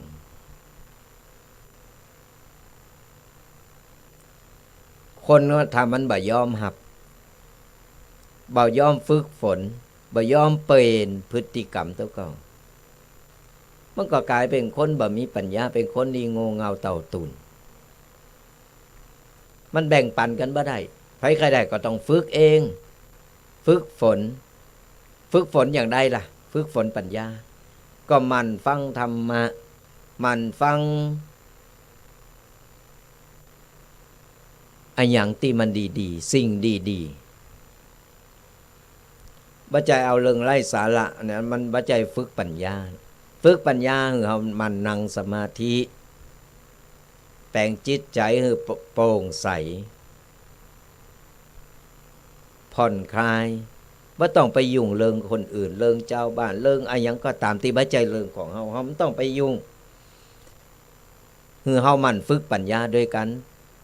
อยู่วางๆจะไปหือสมองของเฮามันโลดเต้นไปหันไปนี่เปิ้นว่าสมองคนเฮามันความคิดของเฮามันเหมือนลิงอ่ะมันซนเหมือนลิงอย่างไดมันกระโดดไปกระโดดมาขณะนั่งอยู่ตีเดียวนี่นั่งอยู่ตีเดิมนี่นะก็เฮาอยู่หรือว่ากำลังฟังธรรมะฟังตุเจ้าอยู่เนี่ยสมองมันกึดไปหลายร้อยอันปันอย่างเด็กกึดหันเด็กสดไปหันเด็กสดเนี่ยเปิ้นถึงว่าสมองคนเฮาความคิดของเฮามันซนเหมือนลิงมันไปอยู่กับตีแล้วจะให้มันอยู่กับตีได้อย่างไรเฮาก็ต้องแปลงใจให้มันสงบมันฝึกสมาธิบ่อยๆตั้งสติให้ดีตั้งสติแล้วก็มันฝึกสมาธินี่คือเป็นการฝึกปัญญาฝึกความคิดของเฮาพยายามควบคุมมันอะไรหยังก็ตามก่อนเฮาฝึกมันได้หมดก็เฮาบ่ฝึกเฮาก็มีกระพออย่างเดียวมันบ่จางหรอกเฮาต้องฝึกแล้วก็ทำตัวการฟังธรรมะเหมือนกันสาธารณญาติโยมทั้งหลายเฮามานั่งฟังกระตุเจ้าอย่างเดียวฟังกระธรรมะไปฟังเทศอย่างเดียวแล้วก็ลาบไปคือหันเปิ้นฟังก็ฟังแต่เฮาบ่นำมาปฏิบัติเฮาฟังแล้วเนี่ยก้อนใกล้เอามาสิ่งดีๆมาเอามาปฏิบัติมาปรับใจกับชีวิตของเฮานี่เป็นการฝึกแล้วมันจะเกิดผลในเมื่อเฮานำมาปฏิบัติฟังธรรมะแล้วบ่นำมาปฏิบัติมันก็บ่เกิดผลยังเกิดขึ้นมาเพิ่นฟังก็ฟังแล้วก็จบเพิ่นถามยังบ่ฮู้บ่ฮู้ลืมไปละนี่เป็นการบ่ได้ฝึกบ่มีสติอยู่กับโตพระสัมมาสัมพุทธเจ้าถึงบอกว่าปัญญาหือกันบ่ได้แต่ถ้าใครใดต้องฝึกเอาเองฝึกโดยการทำสมาธินั่งสมาธิแปลงจิตใจให้วางเปล่ามันฝึกใจเวลาวางๆเนี่ยคณะรับคณะนี่คือเฮาฮู้โตอยู่เสมอมีสติอยู่กับโตจะพยายามควบคุมจิตใจพยายามควบคุมความคิดของโตเก่าไปหือมันซนไปหือมันกระโดดไปกระโดดมาบึดกระโดดไปเริงนึงเดี๋ยวไปให้มันเริงเนี่ยเดี๋ยวไปให้มันเริงร้อยอันปันอย่างอยู่ในสมองมันก็หกสมองศูนย์อันนี่แกงหกอย่างนี้มันบ่มีอย่าเป็นชิ้นดีเลยแต่ก่อนเฮาได้ฝึกสมองฝึกปัญญาของเฮาจะมีสติเฮาจะได้กึดหยังก็กึดออกนี่ก็จะกลายเป็นคนฉลาดในการคิดฉลาดในการทำในข้อที่สองข้อที่สามความสิวิไลของธรรมนี่ความสิวิไลของธรรมเฮาจะรู้สึกถึงธรรมได้อย่างไรก็อย่างที่บอกสาธารณญาติโยมเฮาฟังธรรมะเฮาก็ต้องฟังแล้วนำไปกึดไปคิดและก้อนใกล้เอาและนำไปปฏิบัติ บ่จะมานั่งฟังถาหันตุเจ้ามาเทศตุเจ้านั้นเทศตลกตุเจ้านั้นเทศดีตุเจ้านั้นเทศฟังเพิ่นก็ค่อยโตยเพิ่นไปแต่บ่ได้นำมาใจบ่ได้นำมากึดเฮาฟังธรรมะไปเฮาก็กึดว่าทำเรื่องอันนี้เพิ่นกำลังเทศเรื่องไอ้หยังเพิ่นกำลังทำอย่างใดนี่เฮาก็ต้องฟังแล้วก็มากึดแล้วว่าถ้าเหตุการณ์ปัจจุบันล่ะเฮาจะปรับอย่างใดนี่การฟังธรรมะบ่ใช่ฟังไปเปิ้นตลกน่ะค่ะเฮวเพิ่นเศร้าน่ะก็อันหยังก็บ่ฮู้ใครรับละมันก็บ่ได้เกิดผลอะไรหยังเฮาต้องฟังและนำมาปรับใจในชีวิตประจำวันของเฮาก็จะได้ฮู้แต่ว่าในธรรมะนี่ในธรรมนี่เพิ่นปฏิบัติเพิ่นได้อย่างแต่ก็นี่เฮาต้องทดสอบเฮาต้องดูเฮาต้องทำอย่าเปิ้นว่าอันนี้บ่ดีเน้อเฮาลองเว้นพอแล้วเฮามาหันความเปลี่ยนแปลงของตัวเฮาว่ามันเป็นอย่างใดดีขึ้นก็นี่เปิ้นแนะนำอันนั้นเปิ้นบอกอันนี้ศีลข้อนั้นเฮาทำแล้วมันเกิดผลยังขึ้นมามันต้องทดสอบต้องปฏิบัติเฮาจะฮู้จริงมันนั่งฟังกะตุเจ้าอย่างเดียวเพิ่นบอกอันนี้ดีเด้ออันนั้นดีเด้อไปเยอันนี้เด้อจะไปเยอันนั้นบ่ดีเฮาฟังบ่ได้เฮาบ่ปฏิบัติมันบ่เกิดผลสาญาติโยมเฮานำมาปฏิบัติก้อนใกล้เอาสิ่งดีๆมาแล้วปฏิบัติพอลองพออย่างที่ทุกปีว่าจะฝึกปัญญาเนี่ยคือเฮานั่งสมาธิรับตาพอเฮาจะรู้สึกเองว่าได้นั่งได้พักสมองได้ฝึกปัญญารู้สึกมันดีขึ้นรู้สึกมันโล่งขึ้นนี่ก่อนทุกปีบอกว่าเนี่ยมันโล่งเนอะมันโปร่งโล่งเบาสบายฟังได้ก็ฟังแต่บัดปฏิบัติมันก็บ่มีความรู้สึกเฮาก็บ่ฮู้มันแต่บัดแต่เฮาต้องลองทำต้องปฏิบัติแล้วเฮาจะฮู้เองมันต้องฮู้กระตูของเฮาเองเฮาถึงจะฮู้ซึ่งอย่างถึงวันที่ตุเจ้าเพิ่นเอามาบอกบาปบุญมีเน้อบาปบุญมีแต่เน้อแต่เฮาก็บ่ฮู้ก็เพิ่นว่าบาปบุญก็บ่ฮู้โตตนก็มันจะมีแล้วมันมีแต่ก็บ่แต่ก็มันต้องพิสูจน์มันต้องลองทำนี่เฮาถึงจะฮู้ซึ่งเฮามีประสบการณ์มาเฮาจะได้ฮู้ว่าทำอย่างอี้แล้วมันจะเกิดผลอย่างอี้ต่อไปเฮาก็จะบัดทำละแสดงว่ามันได้ผลเพิ่นมาเล่าอย่างเดียวเนี่ยเฮาว่าเข้าใจเนาะบ่มีความรู้สึกหรอกเพิ่นว่าบาปบุญก็บาปบุญนั่น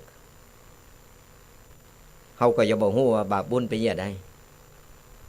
เฮาต้องลองทำพอลองปฏิบัติพอก็เพิ่นเข้าวัดโลเพิ่นเข้าไปถึงวันเพิ่นไปหยังไปกราบพระไปทำบุญไปไหว้พระคนทำเนี่ยนะเพิ่นฮู้ว่าการทำบุญแล้วเป็นอย่างไรแต่เฮานั่งอยู่กับบ้านพอกับเพิ่นอย่างเดียวเฮาก็ได้ก็พอแต่เฮาบ่มาสัมผัสเฮาก็บ่ฮู้ว่ามันมีจริงหรือบ่จริงอย่างใดง่ายๆก็เหมือนผีหลอกสนาญาติโยมเพิ่นว่าผีมีนะบางคนก็เจอบางคนก็บ่เจอผีไม่มีในโลกนะก็มันโดนหลอกกันมาโดนก็ตัวเองถึงจะฮู้สึกว่ามีแต่ฟังเพิ่นเล่าอย่างเดียวมันบ่เข้าเรื่องมันบ่ได้สัมผัสมันก็บ่ฮู้อันนี้คือข้อที่3ความสิวิไลในทางธรรมเฮาบ่สามารถสื่อสารทางภาษาได้ความจริงแต่ในจักรวาลเนี่ยจะต้องมีการเห็นฮู้แล้วก็ปฏิบัติ แล้วก็พิสูจน์ความจริงนี่คือข้อที่3ในกับเหตุ4ประการที่พระสัมมาสัมพุทธเจ้าฮือไผบ่ได้หรือว่าบ่สามารถจะช่วยไผได้มาข้อที่4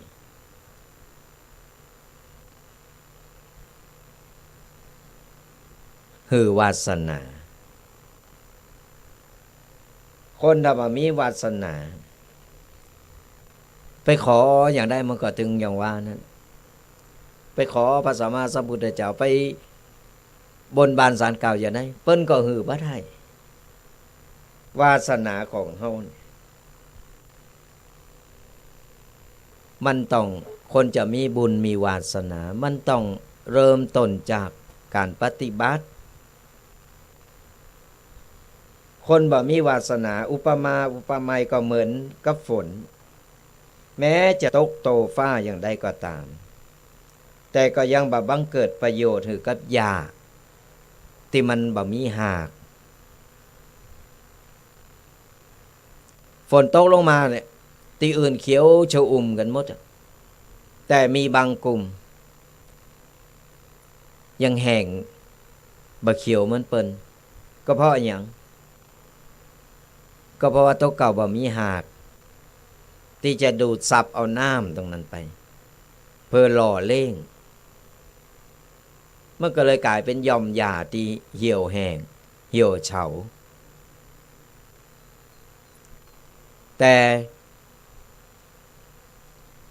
หญ้าอื่นๆที่เพิ่นมีหากอยู่แล้ว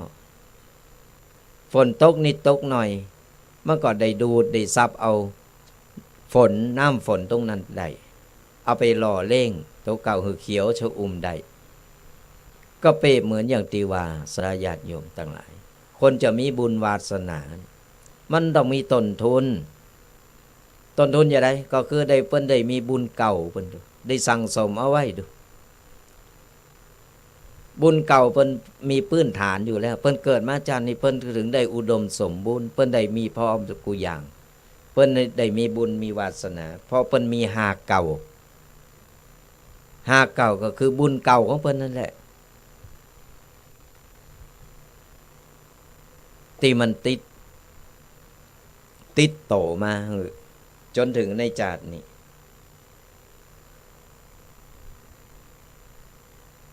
พระธรรมหรือว่าธรรมะก็เหมือนกันสาญาติโยมธรรมะของพระสัมมาสัมพุทธเจ้าแม้จะกว้างใหญ่ไพศาลอย่างใดก็ตามแต่มันก็ยากสำหรับคนที่ไร้วาสนาหรือต้องเอาไปเตดเอาธรรมะไปอูไปยังก็ตามก็อย่างที่บอกทำมันบ่สนใจใจมันบ่เอาเหมือนสีซ่องควายฟังมันก็บ่ฮู้เรื่องมันก็บ่ยอมรับปฏิเสธอย่างเดียว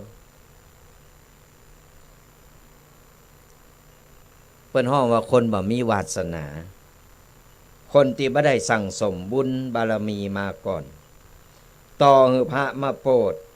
ก็บ่สามารถศรัทธาและก็เข้าใจในธรรมะนั้นได้ดังนั้นพระสัมมาสัมพุทธเจ้าต่อให้ท่านมีบุญญาฤทธิ์มากน้อยสักเพียงใดก็ตามท่านก็บ่สามารถเสริมแต่งช่วยให้คนคนนั้นได้พ้นทุกข์ได้แต่ท่านสามารถให้ธรรมะเป็นเพลงจี้ทางให้พ้นทุกข์ด้วยธรรมที่ท่านได้ค้นพบให้เท่าอันก็เหมือนธรรมะที่ตุเจ้าพระเนรเอามาอู่มาเอ่ยนี่แหละคนมันใจบ่เอาคนใจบ่มีธรรมะอู่ไปเถอะมันหูโทโลมอู่หูซ้ายพดหูขวาพุ่นมันบ่เข้าใจหรอกแต่ถ้าคนมีธรรมะเป็นพื้นฐานมีรากเหง้าของเป็นพื้นฐานอยู่แล้วนั่นคือมันสามารถที่จะหรือว่าคนนั้นสามารถที่เข้าใจได้ถึงน้ำธรรมคำสอนหรือถึงธรรมะที่เปิ้นได้เอามาอู่มาเอ่ยกันถึงจะได้พ้นทุกข์ได้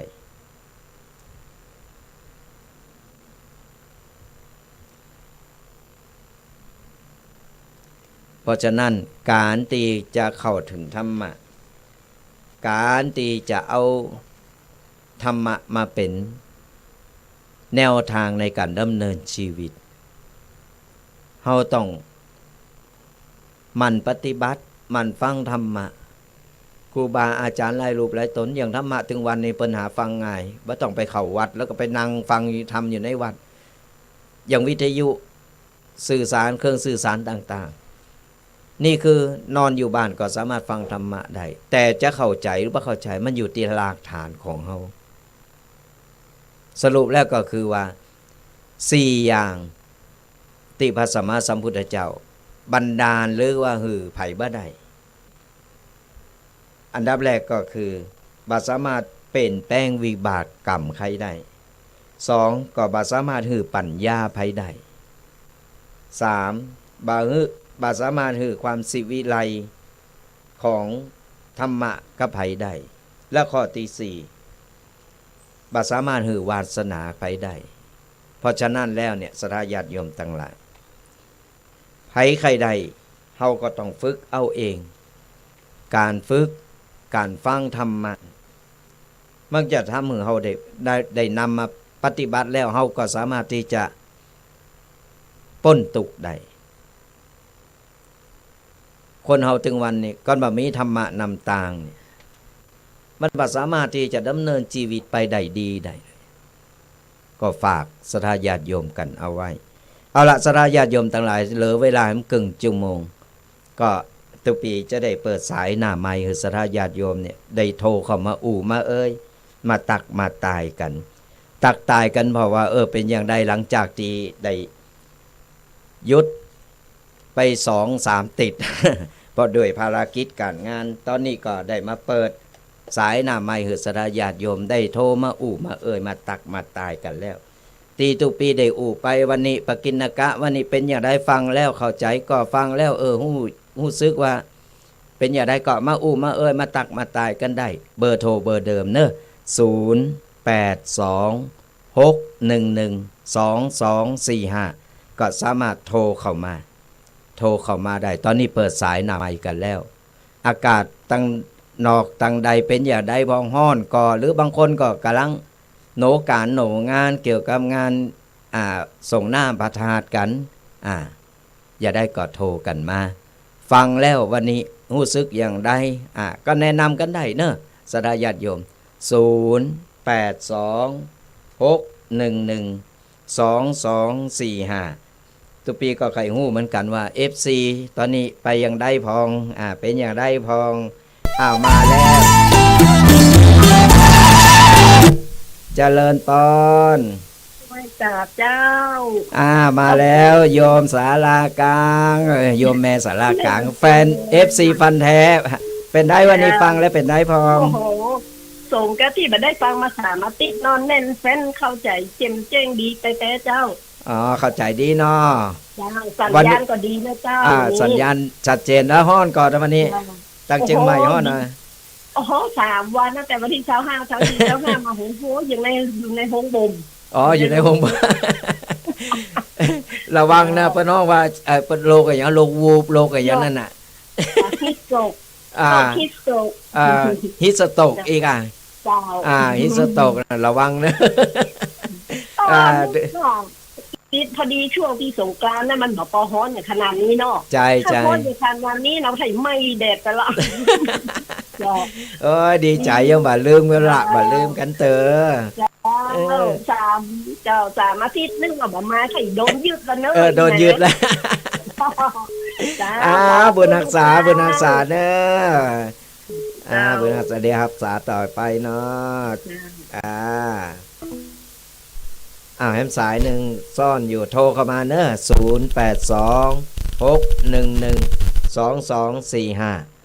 0826112245โทรกันเข้ามาแต่เจ้าสายมันซ่อนดีอกดีใจได้ยังปะ FC เก่าๆยังอยู่ยังบ่ละบ่ลืมกันติดตามกันไปเนอะทุกวันเสาร์วันติดตั้งแต่เวลา 8 โมงถึง 10 โมงโดยประมาณก็จะได้พบปะเจอกันตุเจ้ายองป่าสร้าง2 รูป 2 ตนก็เดี๋ยวหับสายก่อนเนาะ เจริญปอน นมัสการครับ จากตั้งใดหา ฟังอยู่ตั้งใดเอ่ย ฟังจากข้างวัดแม่ริมครับ กลางวันแม่ริมวันนี้ชัดเจนเนาะ โอ้ชัดเจ๋วทั้งไก่เลยครับ ฟังแล้วเป็นได้พองวันนี้ โอ้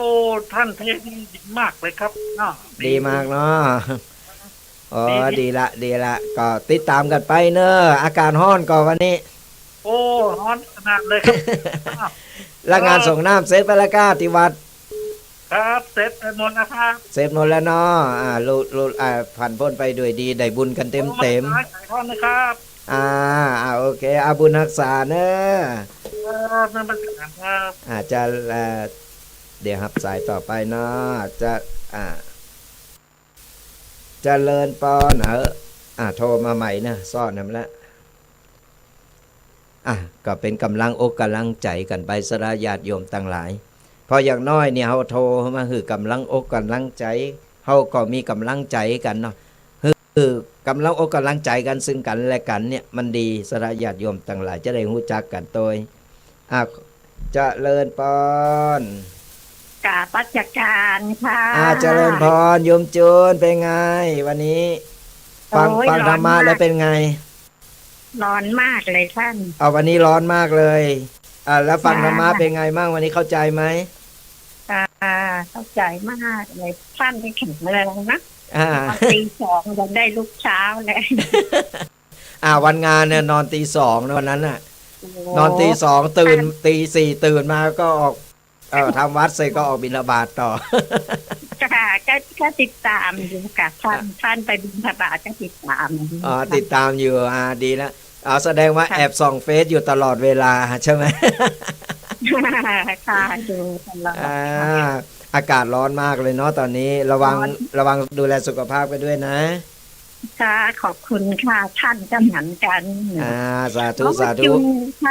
ค่ะสาธุ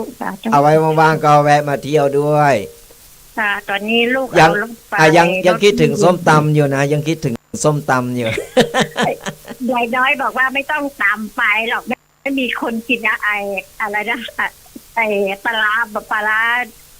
อะไรนะปลาดิบต้องต้มเยอะมากเดี๋ยวจะตำไปให้รถมาก่อนค่ะ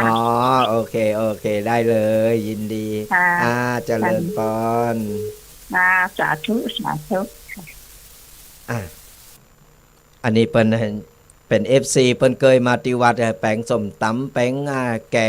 งเปอะแกงทั้งภาคอีสานเปิ้นเอามาถวายเล่งเพลนยังติดใจฝีมือเปิ้นอยู่โทรกันเข้ามาเนอะยังมีเวลาเหลืออยู่สัทธาญาติโยมทั้งหลาย0826112245โทรมามาเอ่ยมาตักมาตายมาหือกำลังอกกำลังใจกันเนอะเจริญปอนจากตั้งใดหาจากสารปีวันนี้เป็นได้ฮ้อนก่อเจ้าทุกพี่ฮ้อนเนาะก็อยู่วัดต้องมีงานวัดแน่ที่ไหนตีสารปีเนาะที่ดอนใจเจ้าดอนใจเพิ่นมีงานวัดอยู่ได้ไปเพิ่นจะรอหัวใจพระเจ้าบรรจุหัวใจพระเจ้าบรรจุหัวใจพระเจ้าสาธุดีละเป็นวันนั้นมาได้ไปหาตุ๊กพี่ป้าจะไปวันที่26นี่เนอะวันที่26นี่เนาะเจ้าไปหาตุ๊กพี่รวดหาตุ๊กพี่ตัวเนาะ26เดินหน้านี่เนาะเจ้า26เดือนหน้าค่ะได้เพราะว่าเดี๋ยวก็ไปโรงงานก็ตุ๊กพี่เคเหมือนกันเจ้าป้าจะไปกินข้าวงายแล้วค่ะได้ดีว่ามากินข้าวงายแล้วเพเพราะว่าวันนั้นติดใจมันร้อนวันนั้นยังติดใจฝีมืออยู่เนอะวันนั้นแต่ไปกินเจ้าไว้ว่างๆค่อยมาเนาะได้ยินดีบุญรักษาเนอะเจ้าไว้เจ้าโยมแม่มาลีวันนั้นได้ไปที่บ้านเปิ้นทำกับข้าวกับปลาเล้งโอ้เปิ้นตอนรับจาดีแสดงว่าเดี๋ยวเปิ้นมานี่เฮาต้องตอนรับเปิ้นจาดีเหมือนกันเนอะก่อนอันบ่ได้เดี๋ยวเปิ้นเอาไปเลานี่มาสปรุงน้อยมามงน้อยแล้วบ่ได้กินดิบกินดีเผาเปิ้นเล่นนั่นแหละโทรกันเข้ามาเนอะ0826112245 2261122245ฟังวันนี้แล้วเป็นอย่างไรพองฟังธรรมะแล้วโอ้เข้าอกเข้าใจดีหรือว่าบ่เข้าใจตรงไหนก็สามารถโทรมามามาตักมาตายกันได้0826112245หลายตีหลายตังได้โทรกันเข้ามาแล้วตอนนี้ตียังบ่มาเตอหายไปทางใดก็บ่ฮู้เนาะดอยสะเก็ดกาเด็ดสะกอยนี่นะFC ไปทางใดหายแซบหรือว่าสันกำแพงนี่ก็ไปฟังอยู่ก็โทรมาหือกำลังอกกำลังใจกันได้เนอะหรือหมู่บ้านไกลบ้านสามารถโทรมาหือกำลังอกกำลังใจกันได้ตอนนี้เปิดสายหน้าใหม่แล้วโทรกันเข้ามาเนอะ0826112245มีงานบุญกาอย่างตั้งใดก็สามารถโทรมาบอกมากล่าวกันได้เขาจะได้อนุโมทนาบุญไปตัวตุปีก็จะได้บุญไปตัวนะอยู่ละปูนอยู่ป่าสร้างนี่ก็จะได้อนุโมทนาบุญก็เปิ่นตัวระหว่างรอสายนี่ก็จะประชาสัมพันธ์กันแหนมกรรมหนึ่งเนอะสระญาติโยมทั้งหลายงานส่งน้ำพระธาตุหริพุนชัยหรือว่าวัดหลงละปูนของเขาได้เริ่มตั้งแต่ตะวาแล้วเนอะตั้งแต่วันที่28เมษายนจนถึงวันที่4เดินหน้าเนอะก่อนมีโอกาสก็ขอน้อมเจริญปอนกันได้เนอะขออนุญาตรับสายก่อนเจริญปอนภาษาเจ้า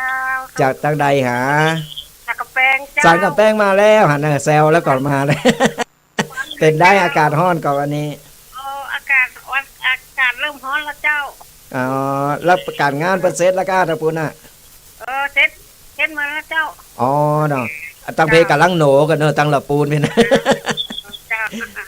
กำลังโหนกันแล้ววันนี้ฟังเป็นได้ฟองฟังไปกินนะกาวันนี้เป็นได้ฟอง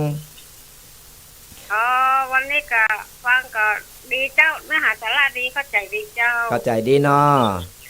ถวายกำลังใจพระเจ้าเป็นกำลังอกกำลังใจกันไปเนอะบุญรักษาเนอะดูแลสุขภาพกันตัวตอนนี้มันห้อนล่ำเจ้าสาธุบุญรักษาก็ดูแลสุขภาพกันตัวตอนเราจะไปหือเปิ้นวาเนี่ยโรควูบหรือว่าฮิสโตกอย่างเปิ้นวานั่นนะเขาก็ห้องบ้าจากก็โทรกันเข้ามาเนอะ0826112245สันกับแป้งมาแล้วยังขาดอยู่ไปหือน้อยหนาเปิ้นเนอะดอยสะเก็ดเด็ดสะกอยไผ่ฟังอยู่ก็โทรกันเข้ามา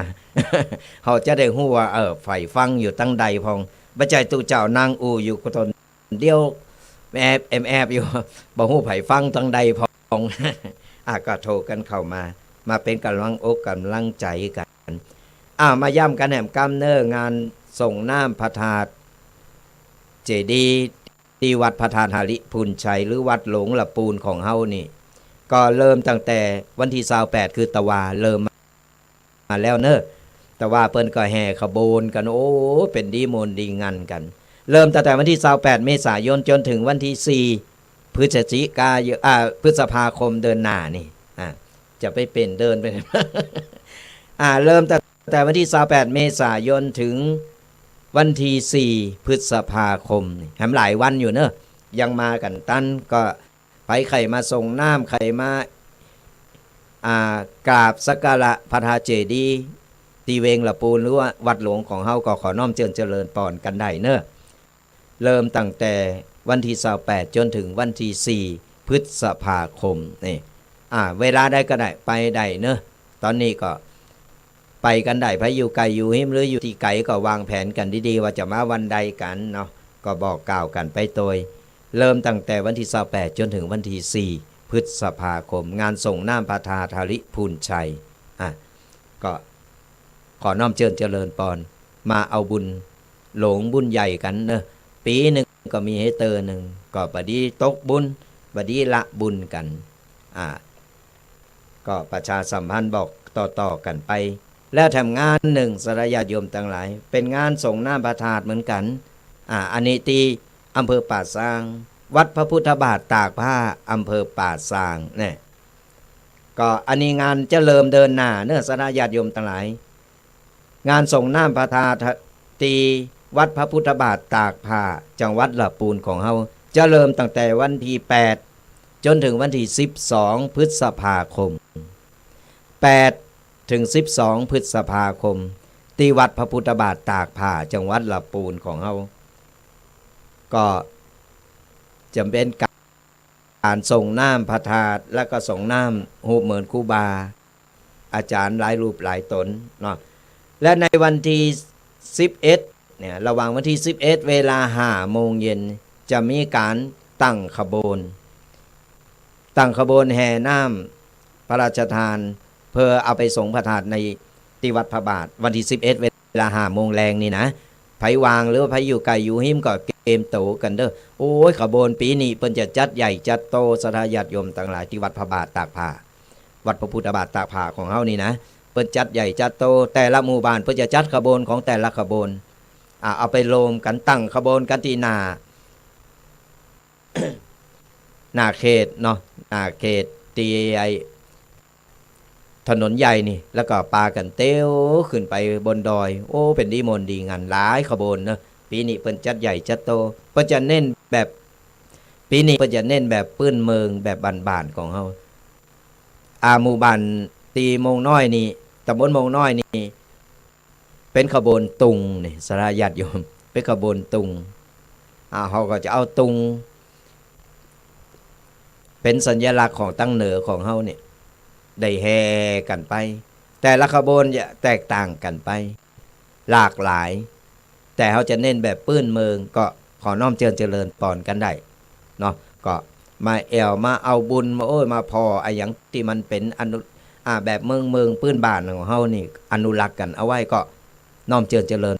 ปอนกันได้สองงานนี่ก็ฝากกันโดยเนอะสาธญาติโยมทั้งหลายสะดวกวันใดสะดวกตั้งใดก็สามารถไปกันได้หรือจะไปถึง2งาน2วัดได้ก็ดีบุญก็ได้นักได้หลายสะสมสั่งสมกันเอาไว้ยังมีเวลาเหลืออยู่ก็โทรกันเข้ามาเนอะโทรกันเข้ามา0826112245ฟังอยู่ตั้งใดฟังแล้วเป็นอย่างใดก็สามารถมามา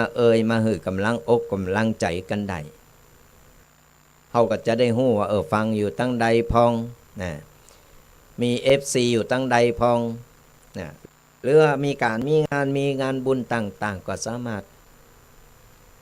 แจ้งกันมาได้เขาก็จะได้ประชาสัมพันธ์กันจะได้บัตกบุญเนาะสถาญาติโยมจะได้บัตกบุญเขาจะได้เอาบุญตัวกันทุกปีก็จะได้บุญได้กุศลตัวเนี่ยเล็กๆน้อยๆอย่างที่บอกสถาญาติโยมเขาสั่งสมเถอะ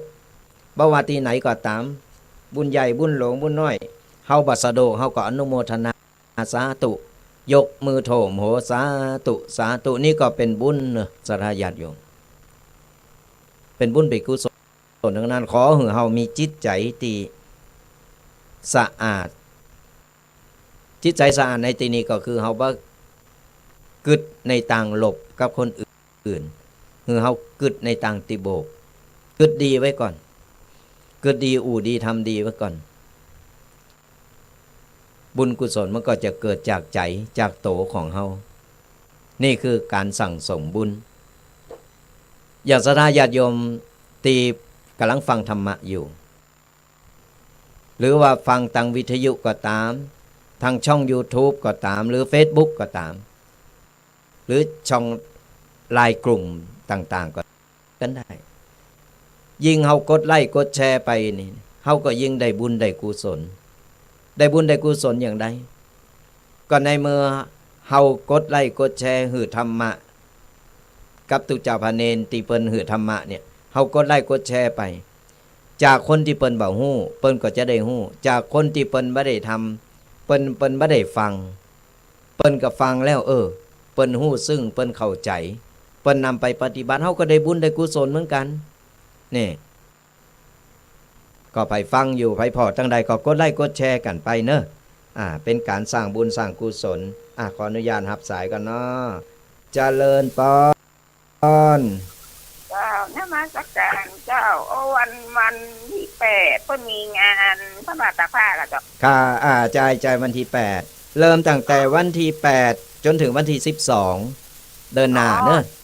เอาจะหน้านะเจ้าวันที่8ถึงวันที่12แต่วันที่11นี่เพิ่นจะวันที่11นี่เพิ่นจะให้เคินขบวนน้ำติบเนอะไปลมขบวนก็ได้เวลา5โมงแรงกำลังเย็นๆกำลังหมอกเย็นๆเนี่ยกะบ่ฮ้อนล่ำนะเพิ่นจะตั้งขบวนกันตีหน้าเทศบาลเนาะหน้าเทศบาลนั่นก็สามารถไปลมกันได้วันที่11นี่ก็ตั้งทุกปีก็ไปลมขบวนก็เปิ้นเหมือนกันไปลมขบวนจะได้ไปเอาบุญก็เปิ้นโตยแห่ขบวนกันวันที่11แต่งานเปิ้นเริ่มแต่วันที่8จนถึงวันที่12เนอะจ้าวันที่8ถึง12วันนี้ค่ะจะบ่ได้ไปจ้าก็บ่เป็นหยังสะดวกวันใดก็ไปได้เนอะแม่เนอะแม่อยู่ทั้งใดนี่แม่อยู่จังเชียงใหม่จ้ะอยู่เชียงใหม่เนาะก็สามารถมาลมได้สะดวกเมื่อใดก็ได้แต่วันที่8จนถึงวันที่12ที่วัดพระบาทตากผ้าเนาะก็จ้ะสามารถลูกหลานยกงานขอไปส่งเนาะไปส่งได้ไปเอาบุญด้วยกันบัดนี้ละบุญกันเด้อเป็นได้ฟังชัดเจนก่อนนะปุ้นชัดเจนนี่เจ้านอนฟังเจ้าแล้วนะนอนฟังเจ้าแล้ววันนี้ฟังเป็นได้พองฟังธรรมะเป็นได้พองมีจิตใจดีค่ะเจ้าดีละฟังเข้าใจดีครอบครัวทำอีกกับครอบครัวอยู่เป็นสุขเลยจ้ะดีละโอ้ยดีครอบครัวเฮาจะได้สุขสบายมีธรรมะนำทางดีละจ้ะพอเขาทำบุญที่นี่เอาครอบครัวมีแต่ความสุขกันเนอะดีละสาธุอนุโมทนาบุญลูกเต้าสอนง่ายนะดีเนี่ยเป็นบุญเก่าเฮาละเป็นบุญเก่าเฮาอยู่เพราะว่าเฮาลูกหลานอยู่ถอยฟังคำนี้ถือว่าเป็นบุญนะถือว่าเป็นบุญและบุญเก่าเฮายังมีแม่ได้ทำบุญเก่าไว้นักดีละวันศีลวันธรรมมาโหไปวัดเลยจ้ะดีบัดนี้ลืมก่อนเจ้าบ้านลืมวันศีลวันก่อนลืมวันศีลวันธรรมวัดวาอารามมันก็อยู่บ่ได้เนอะมันก็เหงาคืออมเข้าวัดเข้าวานั่นแหละหีดหอยเดิมๆรักษากันเอาไว้รักษากันเอาไว้หีดหอยเดิมก่อนเฮาบ่เป็นแบบอย่างเนี่ยเราอ่อนมันก็บ่โต้ยเนาะเขาจะเป็นแบบอย่างคือเขาอนุโมทนาบุญนะขอบุญรักษานะสาธุเจ้าเจริญพรเนี่ยบุญเก่าอย่างที่บอกสนะญาติโยมต่างหลายก่อนเฮาทำบุญเก่าไว้นานๆจานนี้เขาก็ได้ใจบุญเก่าของเฮานั่นแหละก่อนไผทำดีเฮาก็ได้อานิสงส์ตรงนั้นก็ไผทำบ่ดีก็เป็นวิบากกรรมกันไปสั่งสมกันเอาไว้บุญกุศลสนะญาติโยมบัดนี้ลืมกันจะมีแหมสักสายก่อนตอนนี้เหลือเวลาแหม7-8 นาทีจะรอแหมสักกรรมก่อนบ่มีเฮาจะได้ปั่นป้อนจะได้ฟังรายการต่อไปลืมติดตามกันเนอะสนะญาติโยมทั้งหลายตั้งแต่วันเสาร์วันติด2วันติดกันนี่นะก็จะได้มาพบปะเจอกับตุเจ้ายองป่าสร้าง2รูป2ตนตุปีเควัดสปุงน้อยตุปีแดงวัดโมงน้อยตีกำลังนี่นะตีกำลังนี่คือตุปีแดงวัดโมงน้อยก็สามารถติดตามกันตั้งแต่เวลา8 โมงจนถึง10 โมงก็จะได้มาเอานำไปกินกะต่างๆเนี่ยมามามาเล่าสู่สนะญาติโยมฟังกัน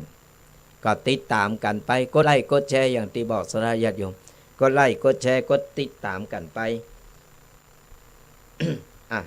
จะมีกระโทรก็เข้ามาเนอะตอนนี้ยังตันอยู่ก่อนสักกรรมหนึ่งบ่มีเฮาก็จะได้ปั่นป้อนหือสนะญาติโยมกันโทรกันเข้ามาเนอะ0826112245เหลือเวลาแห่ม6 นาทีก็ฝากกันเอาไว้กับงานส่งน้ำ2 ตีนี่เนอะสนะญาติโยมทั้งหลายโทษแห่งกรรม1 ตีแรกก็คือที่วัดพระธาตุหริพูนชัยนี่งานเริ่มตั้งแต่ตะวาแล้ววันที่28 เมษายนจน ไปจนถึงวันที่4 พฤษภาคมนี่ยังมีเวลาให้หลายวันอยู่ก็สราญาติโยมใครไปแอวใครไปงานบุญใหญ่บุญหลวงที่วัดหลวงละปูนของเฮาวัดพระธาตุหาริพูนชัยก็ขอน้อมเชิญเจริญปอนกันได้เนอะยังมีเวลาอยู่ให้หลายวันเริ่มตั้งแต่วันที่28 เมษายนจนถึง4 พฤษภาคมและทำงานหนึ่งก็คือที่วัดพระพุทธบาทตากผ้าอำเภอป่าซางจังหวัดระปูนจะเริ่มขึ้นในวันที่8จนถึงวันที่12 พฤษภาคมนะเริ่มตั้งแต่วันที่8ถึง12 พฤษภาคมแล้วก็จะมีการเดินขบวนกันในวันที่11วันที่11เวลา5 โมงแรงเนอะก็ฝากกันโดยขออนุญาตรับสายสุดท้ายเนาะเจริญปอน ไม่ตาเจ้า จากตั้งใดหา โอ้ก็นี่มาจากเด็ดสกอยนะเจ้า เด็ดสกอยดอยสะเก็ตมาแล้วบ่ยอมน้อยหนาเนาะ เจ้าเดี๋ยวแม่เด็ด